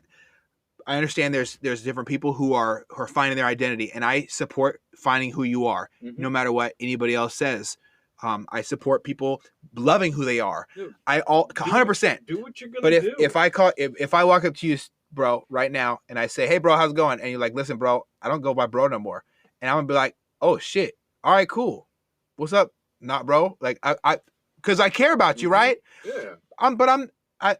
If I don't know that, would do you judge me personally for that? Like, I use a person. I'm just talking about you and me. Would you judge me if I called you, "Hey, what's up, man?"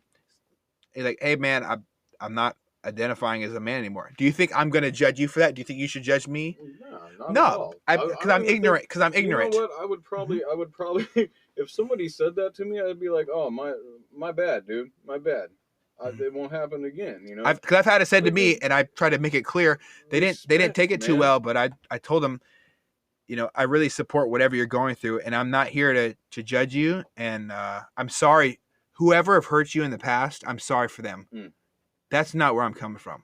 And I kind of put my hand on their shoulder, and they got little like freaked out about that. But I'm trying to de-escalate the best I could. But they figured it out eventually, and we still have a great relationship to this day. I've served with this person. Communication. Yeah, communication. You need to have it. That's the biggest thing that's so lost. It's so lost these days that it's like it kind of freaks me out because it's making society separate. It's causing segregation between everybody because there's segregation because there's no communication. What the fuck? Look at that. It's just like, come on, man. And I thought we were all adults, and I thought we were all grown-ups. You know what I mean? It does, like you were saying, whether your political view or your religion, any category, anything, like we as people have to all come together with respect, positivity, and love. That's what it is, man. For real. I say love because I know a lot more people hey, maybe if more people combined and showed more of it, I might know what the hell it is. Holy fuck, look at that. It more, you know what I like mean? that, man. I like that. But I think you don't understand how special the love you show is because you haven't been given it a lot, and it really sucks for me to even acknowledge that. Like, I'm looking away from you right now saying it. It hurts me to say that to you, but you do love people, and you do show love, and you do know what love is. I think that one day you're going to look back on this conversation we had now, and all the conversations we've had, all the interactions you've had in your whole life, you're going to be like, holy fuck, I am such a loving person, and I wish that people gave that love back. But I really have hope for you, bro, because you're such a good person. I don't know how you cannot attract a loving person to you based off the love you give to the world. The energy you put out, you get right back. I tell it to my wife all the time. You got to put out that fucking positive energy, and it's going to come right back. And you know what? I've never seen nothing but positive energy come out of her. Everybody loves my wife. If you don't like my wife, I got to say it straight up. Fuck you. No. Fuck no. And you. No, I'm joking around, but I'm really serious though. I'm really serious though. She's a really good person. She puts out those positive vibes. I've never met anyone with a pure heart like her, but I can definitely compare her to you. You have a pure heart as well. So when you put out that pure energy and people don't receive it, you know, I don't know if you're the issue there, bro. And you shouldn't hold yourself accountable for it because like it's just pure energy. And I think I really fuck with you, man, because you put out this, you're pure. There's no bullshit, there's no facade, there's no veil. It's just real, authentic you. So enough about that. How about we transition and kind of talk about this weird thing that it's absolutely one, to be honest, it's the main reason I wanted to, I don't know, kind of just talk with you and hearing all this bad stuff, how and how it translates into you trying to go through this transformation. You had this epiphany where you just snapped about the effect you have on other people. Why don't you explain to me, what your idea of your business is? I know that I'm a big fan of it. I think it's a pure cause, and I know that you personally, you'd never pushed for profits before, which me as a one of those reward chasing people, I would have a difficult time doing. You're more of an outward thinking person. You're giving back to the world for things you feel like you can be better at and feel like you can do better at, and you're a great dad. You're a great person to speak to in the gym when I have a question, or if I'm having a bad day, you walk up to me like, "Hey man, how's it going? How's your day?" And you'll just bring me this boost of positivity. How are your current ventures doing that? This weird thing I hear in my back of my head that I only have one life to live. When I look at you, I think of I only have one life to live, and now I've seen how not to live, and I'm living that way. So why don't you tell me a little bit about this clothing line you came out with that I love and that are so fucking soft? Holy shit. Tell me about it, man. Oh man, the clothing line is No Rewind Clothing Line. I am CEO, founder, and creative mind of all the designs. and the clothing, obviously. Mm-hmm. But man, it's just, like you said, one life, no rewind. Um, it all stems from just the past life that I lived and the negativity that I put out on the world. Um, I had to reflect on all that. Not only one because I have two little girls that are looking up to me, but I don't want to be known as a guy who had a negative effect on people's lives. Mm. Definitely not anymore. I know it happened in the past, but no rewind, right? Yeah. I can't take that back. But what I can do is I can move forward and improve. And to me, that is through what I had brought up was just creating happiness within people's lives, and it's just, we can't take back yesterday. It's gone. That's fucking right. So what kind of person were you, and would you be okay being known for being that person today? So what I love to push is it's pushing positive forward movements through good vibes and life experiences. And I touch a lot with wanting to work with the youth and get in the ears of the youth, because that's where it happens. So what happens? It's where the growth of positivity through someone's life happens. Because where my life was negative for so many years is because I was surrounded by so much negativity and I wasn't pushed by the positive people. And so it's hard work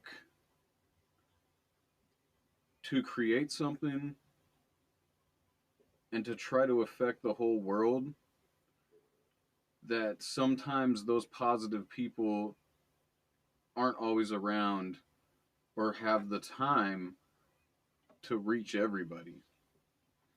So I kind of created this brand as it's a platform for people who are too busy, so to say, within their lives of trying to raise their family or, do their own things of pushing positivity, that they can, have a way to contribute to something that's so positive and as well be a part of a movement that they know is positive towards other people's lives. Now, 50% of the profit goes to the hungry children. Two reasons I did that. One is because I brought it up to a buddy and he said, "You can't do that. That's insane. It's a business." The first thing that popped into my head was, nobody's doing that. I need to do that. It's just how I felt about it. And two, being a person who loves to build their body, bodybuilder, whatever you would like to call it, I can't sit back, and especially having two little kids that I make sure have food in their mouth even before me, I can't sit back and eat 5 meals a day knowing that there's even one, let alone over 18 million children out there that go hungry. 18 million. 18 million, bro. Jesus and the number Christ. climbs. I'm sure it's even bigger now because of the effect of COVID. And so that just doesn't sit right with me, Didn't you talk earlier about this, about eating out of styrofoam? Oh, yeah. Yeah. Do you think that kind of ties into this? I mean, man, it's just a rough upbringing, you know? I mean, I had what I needed, but it's just the help, man. All I want to do is help, and like it goes back to that pressure. The pressure of my life that was always hidden through a persona that I was not, or the person that I was not, or was not supposed to be. And so that pressure was the fact that I need to be helping people.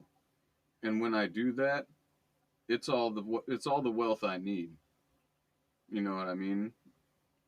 I could give a shit whether I make a ton of money off of this or not. It's not what it's about. I've chased money my whole life, and I have none because I was doing it wrong. I was doing it backwards. You chase the happiness and you build relationships within people, and then everything else comes behind that. Everything else comes with it. Like falls into place kind of thing. Exactly. And so it's always things that I never heard because I had such a thick skull. You know, I was too hard headed. Simple things, you know. But ultimately it's just about wanting to make a change and then just not, you know, I just I can't I just can't build somebody else's dreams knowing that I could be building my own, and I'm fully capable of that. And if I can do so through this brand and also help give back to a cause that is definitely one that is positive for our future, then it's just what I just feel it's what I'm supposed to be doing. I'm an artistic person and I've always been. I have a creative mind and I've always been or always have. And so I just needed to take advantage of that and put it to some sort of use that doesn't benefit me but benefits others. So can I ask you? I already know the answer to this question. How much of each individual order do you donate to these foundations, or how do you? Excuse me, I'm not even getting to that question yet. That's two separate questions. One, how much do you donate? And two, how do you continue to do that? Even because I know you personally, you're not rolling in cash, bro. Like none of us are, right? We're all going through difficult times.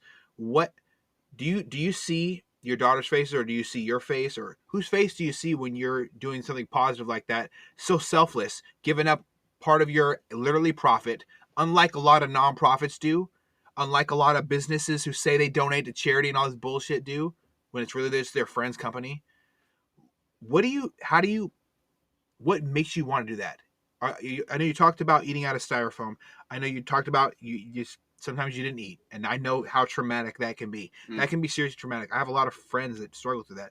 So how much do you donate, and what do you feel?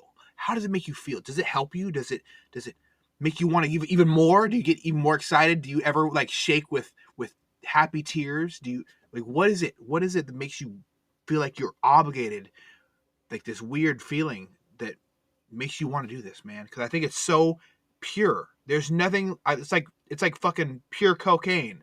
Like this weird, beautiful thing that you're doing, man. And I hate to talk about coke in a good way, but it's pure. It's pure that you're doing. Man, it's just the innocent faces, man. The ones that I feel should have.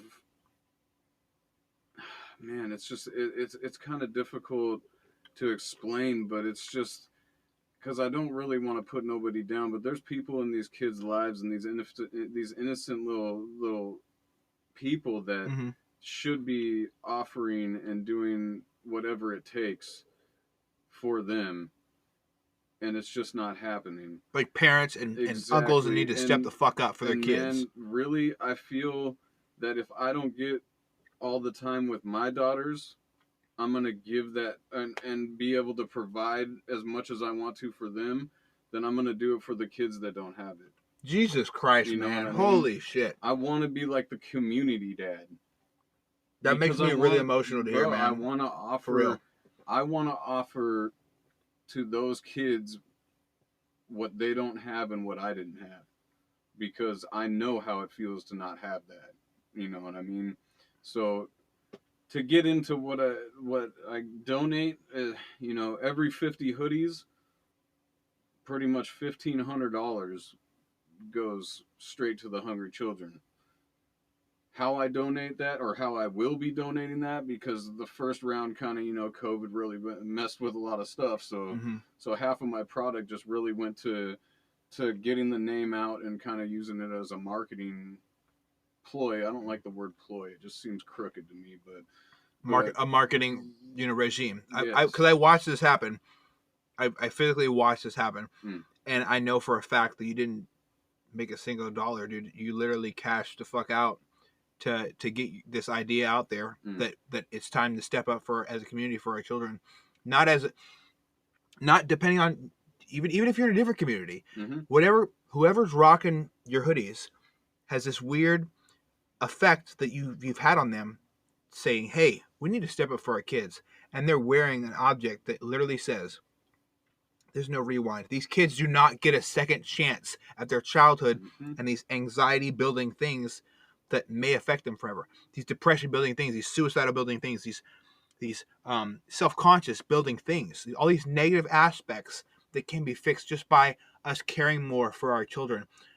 I think that is, my understanding of it. Can you open up on that more and add more to it, or tell me I'm fucking wrong? Like, No, man. I mean, you're just you're hitting the nail on the head, man. And I could confuse people with the understanding that I have of this clothing brand, what it does for me and what it does for others. But ultimately, it's just the understanding that tomorrow is gone. It can never be brought back. The negativity that people put on people's lives affects them in a worse way than they would ever imagine, and it's just not okay. So, I mean, one of the biggest things for me was we talked about how my life was and the negativity that I was putting out to this world. And so with this brand as well, it's for me is an understanding of accountability. I cannot support my own brand and I cannot create this brand if I'm not this brand. So I mean, I'm not 100%. You know what I mean? It's like, and it's been explained. I'm working on myself every day, man. Every single day. But as long as I push forward with the positivity and I try to bring other people with me, and it's like you also stated, this is one thing that I looked at as these hoodies is it's not, people say I just want to support you, and I don't want that. I literally don't. I want it for the kids, man. That's the biggest thing. And what this hoodie is something that you can wear around that shows and lets you know that you are a good person and you are doing good things. And the money's actually going to a kid. 100%. I really like to go with you. I really like to go with you one day and physically see some of the families that you impacted, because I know this is not the only thing you've been a part of, as well as I have. I don't think it's any secret that I have this weird inclination to be a part of kids' lives and to try to help them. Maybe not as much as you. And I actively plan on, and I'm committing verbally to making a better impact on our children as a society and as a community, because the children are the future. And I really was amazed by, you showed up with your daughters and you showed your daughters an example of you donating literal physical presents that kids asked for. I'm trying to keep it together. There's kids that write down what they want for Christmas that they can't get. And they put it on a piece of paper, and and the parents who can't afford these presents send them to places like Value Village and other places, where there's a charity attached to it, and they send them out and ask for people to donate presents. And I watched you. I was so thankful to see your face that day with your beautiful daughters. You walked in with them and you showed them it's time for us now to do even more and donate and put presents under a kid's Christmas tree who literally had their parents' job ripped from them due to this pandemic, whatever you want to call it, due to life, no matter what it is. You did that, and that sparked this flame in me that hasn't really died out about what you stand for as a man, what you stand for as a human, as an American. You're a goddamn good American. And as a father to your children, you set a standard for yourself. And as a loyal person to your community, I think people like you are the politicians and things that we pretend the rest of these people are. You're an authentic public servant. And also your business, any way that might bring you more income so you can branch out and do better for your family, still gives back to the community. That is selfless. That's selfless. That's what it's called. And people can say whatever the fuck they want to say about how, oh, well, you still making money. Who cares? You're doing more than them. And you know what? I commend you. I think it's beautiful. I think it's authentic, that raw authentic thing that we really need. And wow, man, you really do it. You really do everything that a lot of people that I look up to say that they're going to do. And they sometimes it really makes me sad. They disappoint me. I don't think you have that trait in you of being able to disappoint me when it comes to your word, because your word is your law. And bravo 100%. To you, man. Dude, if I had a hat, I'd take it off right now. You deserve a standing ovation. You're a great human being because you work on yourself every day. And that is something that I try to embody by connecting with people who have seen things that are more horrific than me, or things that are better than me. Things, you're a father. I want to be a good father. You're doing that right now. You're being a good father. When you said you want to be around your daughters more, dude, I cannot imagine that. I'd be clawing my face apart with this undying will to be near your daughters. And I saw the pain in your eyes, and you're a stronger man than me, holding back tears, bro. When I sensed a little bit of a serious emotion coming out of you, man. And you really love your kids. I think people need that. And not only your kids, you love the community's kids. You don't even know these kids. You don't know their names. You don't know if their parent might be an asshole and spend all their money at the casino every night and come home and not give a fuck about their kids. Their parent might be at the bar and get brought home. You're a good man. It's funny that you say that, though, and this ain't boasting, but man, I got some pretty cool kids in my neighborhood too. You do? Man. Oh, bro, I should come and meet them. Every time I come home, dude, there's about 7 or 8 that congregate right at my truck, and we talk. Like, I try to push with. I mean, dude, I built them a little skate box for out front. What? Freaking dude, they be coming by trying to show me their wheelies that they be doing, because I bought a couple BMX bikes, so I could. Dude, I roll around with the freaking kids when I ain't got mine around, dude. You got to tell me about this, man. I'd love to come and volunteer in your community, bro. Dude, it is fun as shit, man. It's like, it's just cool to see, like, I don't know, maybe the neighbors think I'm like weird, or some people's parents are like, well, what are they doing? You know what? They could be like that, but where you at? That was my big question is where are you at? Yeah, because your kids are out here by themselves.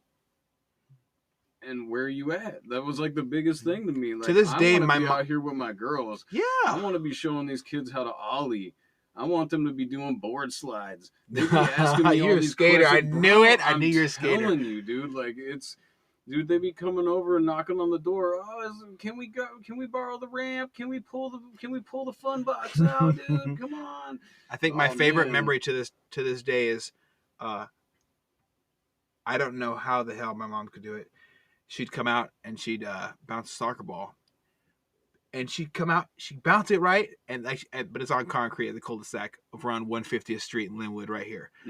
She'd bounce the soccer ball, and then as soon as it comes down, right when you think she's about to catch it or some shit, she kicks that motherfucker so high in the air, man. I swear, I didn't think it was coming back down. I was like, wow, yeah, my mom could kick the ball the highest, and these weird fleets of my childhood, and it kind of lines up with how positive an impact you're having on these kids, and they're not yours. And like you said, where you at? I want, as a dad, I want to be active in my children's life. I don't want to miss a single event. I cannot tell you the value of seeing any of my parents at anything that I've ever done, because not because they were there, because we were there. And you're there for not just your kids, you're there for other kids. Man, for them to trust me too, bro, it's something different. It gives you a different feel, bro, because, I mean, even one of them, he's in the same situation that my daughters are. And he talks about his dad not being at home, and his mom's, they're separated and stuff. And I told him, I looked at it, and he was sad, man. And it hurt, dude. But I can stay strong knowing that I can give him a little knowledge. And I said, man, you and your brother are the men of that house now. and no matter what, you need to take care of your mom. Like an absent father situation, is what you're saying? Yeah. And Oh, that really hits home. I said she did a lot of good for you, and you got to understand that she's counting on you to take care of her as much as you're counting on her to take care of you, man. So you just got to keep that head up, dude, and just understand that your mama needs you. So you be that man, dude. And he's like, yeah, I know. And dude, it's just that confidence, those feelings right there, man. That it's like, see, it's hard for me to explain a lot about the brand, but that's what is behind it, man. That feeling, dude. And you bought them bikes. You also bought these people bikes. Oh, dude. Well, I mean, I bought bikes to ride with them. Oh, okay. You got it. You see this old man out there on some BMX bikes, you'll know who the hell it is. So you physically built them ramps and stuff. Oh yeah. So you know, and I'm out there teaching them. You know, obviously the weather's a little sparse right now, or whatever you'd like to say, but once things kick back in, spring's coming back around, man. And that's the biggest way that we can make a change, is just spend the time with these kids, man. You know, if we can give back by not only making sure that they're fed and have the energy to be able to do these activities, but also involve ourselves in the activities with them. Come on, man. You know, you really make me want to be a better person. Why is that, dude? Bro? Like, why is it so hard for some people too? Like, I want to do that. I think people are too caught up in this adult shit, and like, you're supposed to do this, you're supposed to do that, you have to be grown, you have to blah blah. And judgment. I tell you a story. Why are you still 40-some years old worrying about judgment still, man? Like, get out there with your kids, man. You're missing so much, dude. So to this day, if my wife's little brother asked me to play Army Guys with him, I'll play Army Guys with them. Dude. If you look right the fuck over there, okay? Because they spend a lot of time here, obviously with school and shit like that. We want to have them in an environment. My wife says she works from home, so she's able to be in their presence. And children need love and need affection and presence. So all those motherfucking bids over there, man, they're filled with airsoft guns, with all my gun lasers that I don't use, or that sometimes I just secretly buy some and just give it to him. Like, so he gets a real gun flashlights, and real gun lasers for his airsoft guns. All those Army guys, we used to take over the whole downstairs, and just spending quality time with a child has a dramatic, beautiful effect. And I can think back to I wasn't, you know, when I was a kid, I wanted to have someone to spend time with me, and a neighbor doesn't always cut it. No. Sometimes you need your dad. Mm-hmm. And like my dad, and it was special to me to spend that time with Jackson, my wife's little brother, who I love to death, like that little motherfucker sometimes, but I love him so much. And it teaches you a lot of lessons about, do I really need to go on Facebook and scroll for something funny somebody said, or something sad? Game of Thrones. Do I need to watch TV right now? Man. It's a horrible example, but are the Kardashians? I don't watch the Kardashians. Fuck them. Do I need to keep up with the Kardashians? Do I need to meet the Fockers? Like, I can tell you all these weird names that are very well known. Get off the recliner, man. I want to be in my kid's life, bro. And when I see you and your interactions, fuck, I want to be such a better man, a better husband, a better instructor to youth near me. I don't want to just tell a kid, because I've told a motherfucking kid before, hey man, I know. Oh, what I hear you just say? Oh yeah, you think you're real tough. You're on the football team. You say, I'm gonna fuck that nigga up after school. Hey, how about this? What if you fuck that nigga up and he comes back with a gun and shoots your ass? Do you think about that? Do you think about escalation of a situation?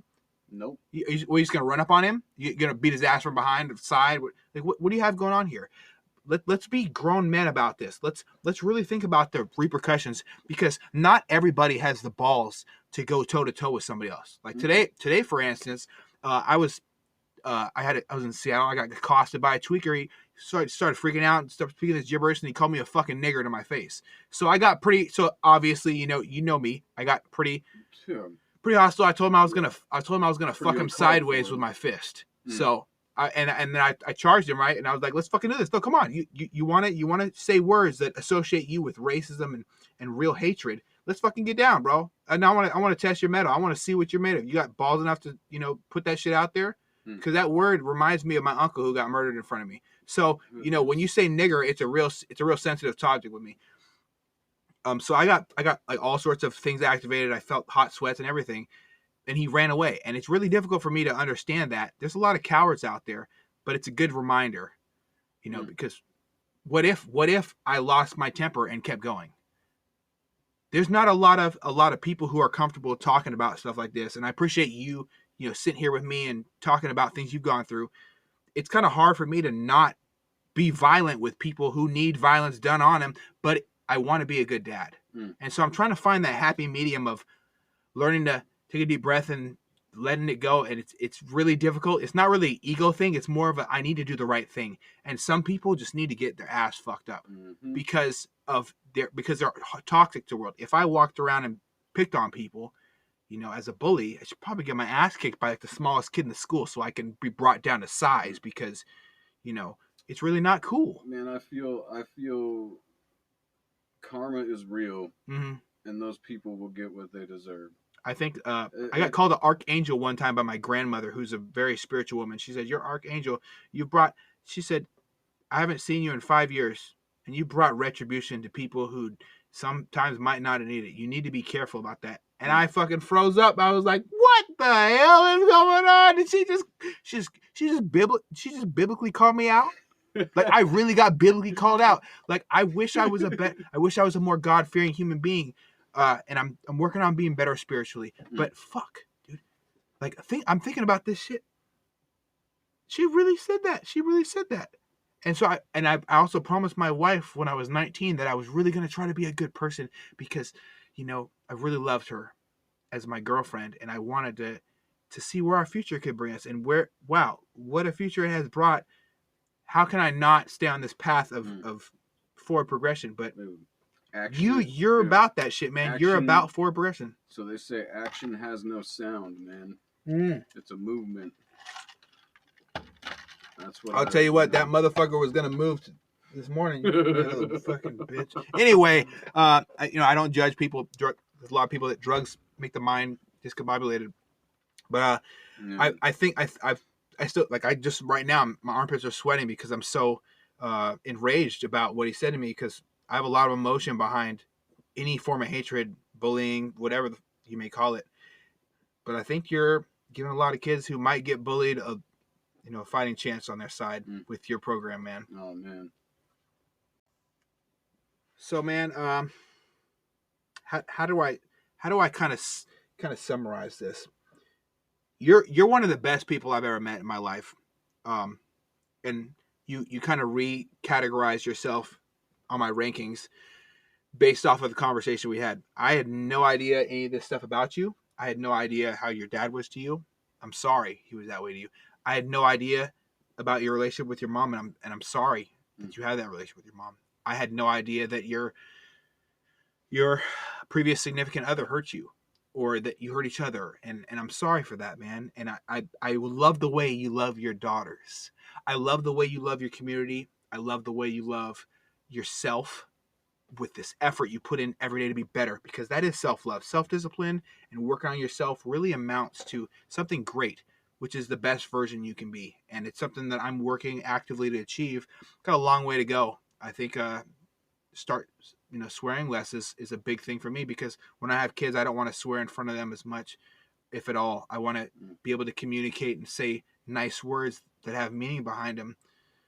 I also think that sometimes you just got to fuck somebody up. So you know what I'm saying? All jokes aside, you're a great person, and I can't put in words how much you've exfoliated negativity from your life, and now you look like a clean-faced, broad-shouldered, sharp-dressed man. I'm really inspired by you.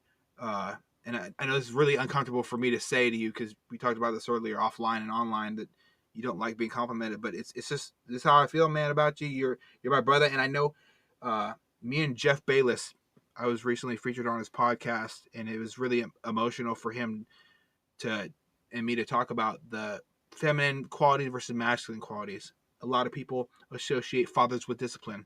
A lot of people associate fathers with leadership. A lot of people associate mothers with steadfast love and commitment and teaching a child what it means to love.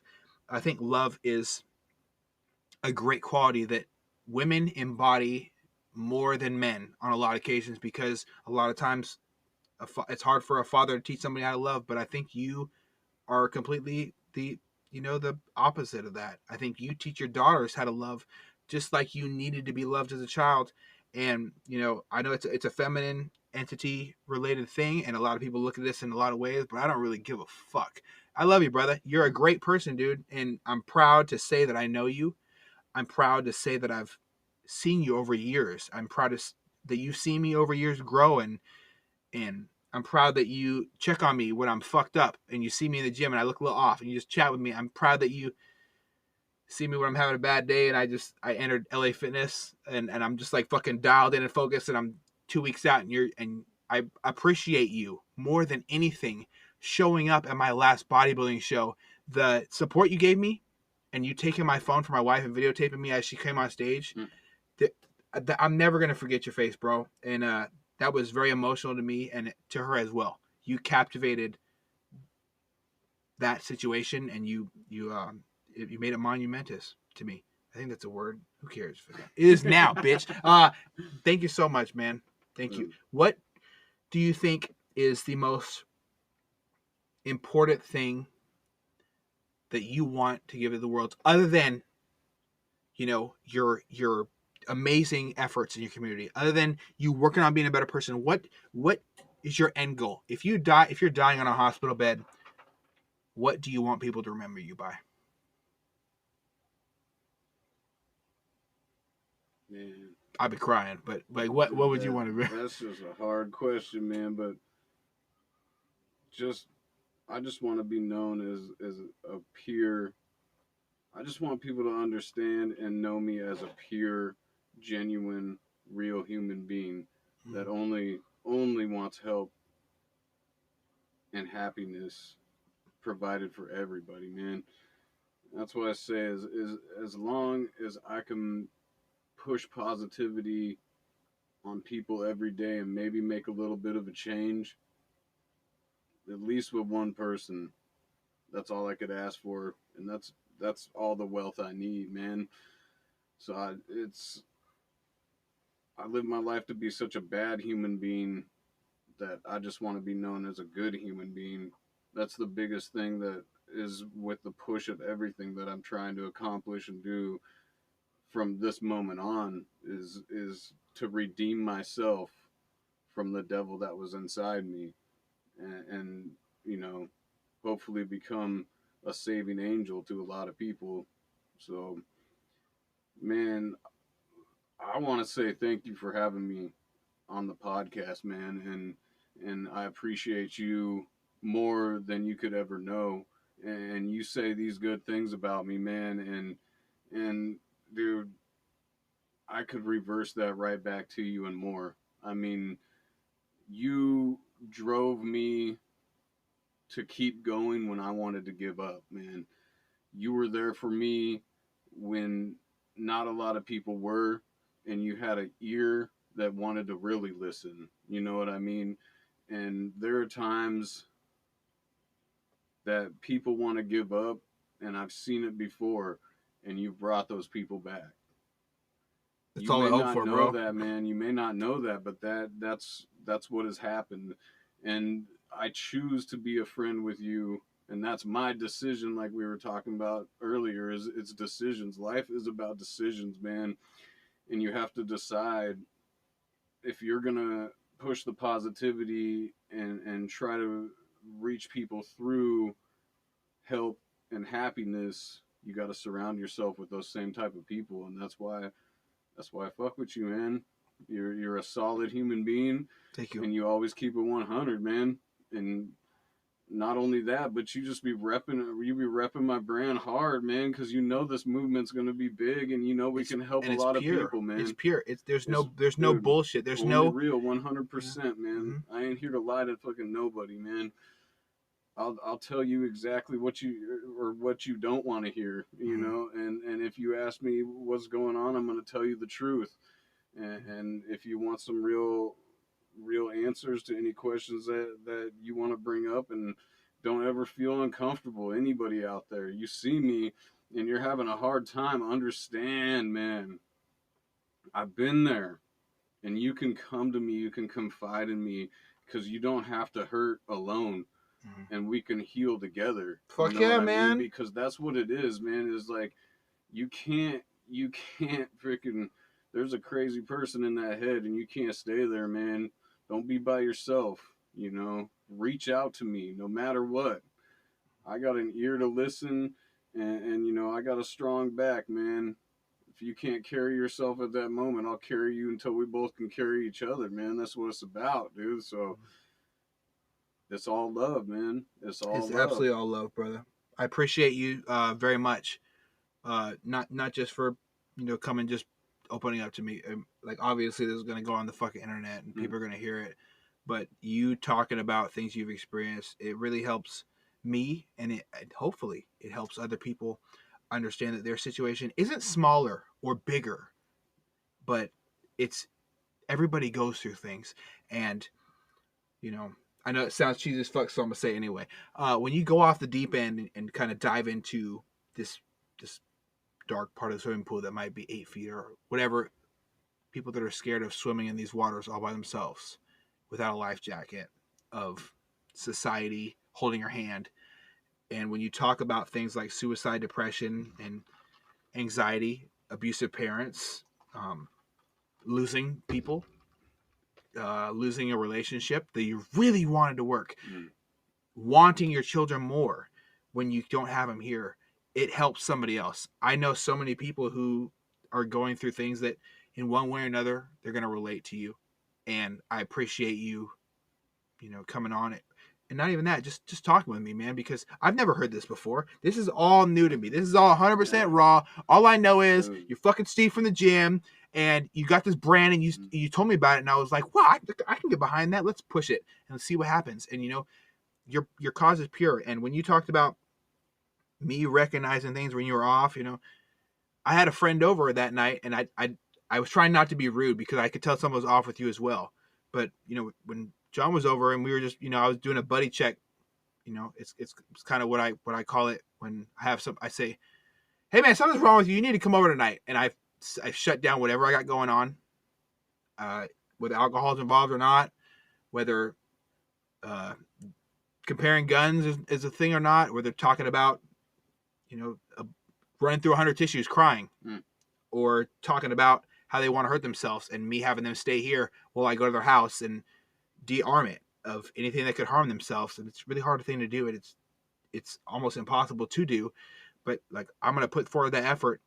And I had a buddy chat going on, and you came over, and I saw someone was off with you. I wanted to connect with you, and I'm able to connect with you right here, right now, where you feel not vulnerable, but comfortable enough to talk to me about something that you experienced as a child that's affected you and how you parent your children and how you conduct yourself with other human beings.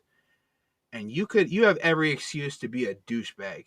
You have every excuse to be a drug addict, to complain, to blame it all on your fucking dad and your mom and your life and even your sister, who I'm not gonna. I think it's great that she helped herself out of the situation. I'm not gonna judge anybody. You know that. You have every reason to be a horrible person, and you said no. I'm gonna be the best person. That is what we need from communities. That's the positive things we need. And thank you for. I can't thank you enough, man, for telling me these things, because tomorrow I'm gonna wake up and I'm gonna be so much more thankful than I was yesterday or today when I woke up and I had a shit day at work. I breathed in a bunch of fucking, probably a bunch of homeless piss all over this escalator I was working at, and a bunch of de-icer. And you know what? I was in a pissy mood when I got home, and I saw my wife, and I was like, haha, wife's here. Kick off the dust and not be as pissed. I was really pissed when I got home, and you telling me about how you grew up recentered me and let me know how much bullshit I got caught up in today. So thank you for doing like a subconscious buddy check on me. And I'm always going to ask if you're okay when I see you're off, because, not because you should be on or whatever the fuck, but because you deserve to have people in your life that care about you genuinely and don't need you to be a certain person or fit a certain category to be in their life. I value you because of who you are, and I really value you even more because of how you treat the children around you, because the children are the future. Everybody in the world knows I'm a fierce person, and I'm pretty extreme when it comes to people harming other children. And I love what you're doing, because that can make a difference, and it can be break a break in a suicidal event. It can make a break in someone's belief in themselves, their confidence, how you speak to this child who's having a father issue. People make a joke like daddy issues. It's a real fucking horrible thing. And good for you, man. Thank you. You're good for the world, what you're doing. So thank you so much for coming on. And there's no words. I'm speechless, man. Thank you so much. I appreciate it, man. I appreciate it. Only quality, man. 100%. 100%. Only the real, only the truth. One life, no rewind. Absolutely, brother. Obviously, I'm gonna post how people can get a hold of you, or you just on Instagram, no rewind. Yep, no_rewind_CL. And Sick. I'm getting everything worked out with the online. Like I said, I ain't that educated of a human being. So I got some real people that have stepped into my life and really appreciate this brand, and I appreciate that to the utmost. But they're definitely showing their appreciation by helping me out and helping these fucking kids, filling my brain with the knowledge I need to try to reach more people with this, because that's what it is, man. It ain't about me, and it ain't about money, and it ain't about any of that. It's about the kids, man, and it's about a movement. It's about a change, and it's just everybody together, uplift to achieve, man. That's what it's all about. So as long as we can get enough people together, I think we can make a big change, and we can put a big dent in a big problem that's affecting our future. Yeah. And I mean, like you said, $15,000 to some people, that's not a lot of money, but to kids, 1,500. Oh, we can achieve 15,000. Oh, I got big goals, bro. So I'm sorry. I amplify that. What I'm saying is, it shouldn't be rough. It shouldn't be rough to move 50 hoodies a month. You know what I mean? With how many people are in this world, if we can move 50 hoodies a month, that's over $15,000. You know what I mean? And that's big. That's a big deal. So, and that's when I say quality only 100%. I don't put nothing on nobody's back that I wouldn't put on my own, and I don't trust that it would last. You know what I mean? And I feel that. And I've used it. I've used your shorts. I've used your. Yeah, I'm wearing your sweatshirt. It's very warm. I can tell you that right now. It's like 60 degrees in this room, and I'm sweating. So not just playing around. I love your. Man. It's very breathable, and I love your mission. You're on a mission. If you were a man that's completely tied to the Lord, I would say you're on a mission from God. This type of thing that you're on, it cannot be authentic. It cannot be fake. There's no false thing about it. You're completely authentic, and it cannot be replicated. This is something This is you. You are giving back. You are community involvement. That's why I can't explain it. People can ask me a lot of questions about it. And personally, I just can't explain it. It just feels like I'm doing what I'm supposed to be doing, and it just feels right. Well, you keep on doing it, brother. That's the thing, man. I wish I could educatedly, come like Shakespeare or Einstein and tell you something you want to hear, but or the people or whoever asks wants to hear, and I try to give my genuine answer, but when it comes down to it, it's a feeling. And this is what I feel I'm supposed to be doing, and what I feel is right, and giving back, and just seeing the smile on people's faces of just receiving something that's quality, and not only that, but receiving something that they know is genuinely helping somebody else, especially the kiddos, man. That's when I know I'm doing something that I'm supposed to be doing, man. So I fuck with it, man. Hell yeah. Well, I definitely appreciate you stopping by, man, and just chatting, bro. Because 100%. I think people really need to hear this. So thank you for stopping by, brother. Man, I appreciate you, bro.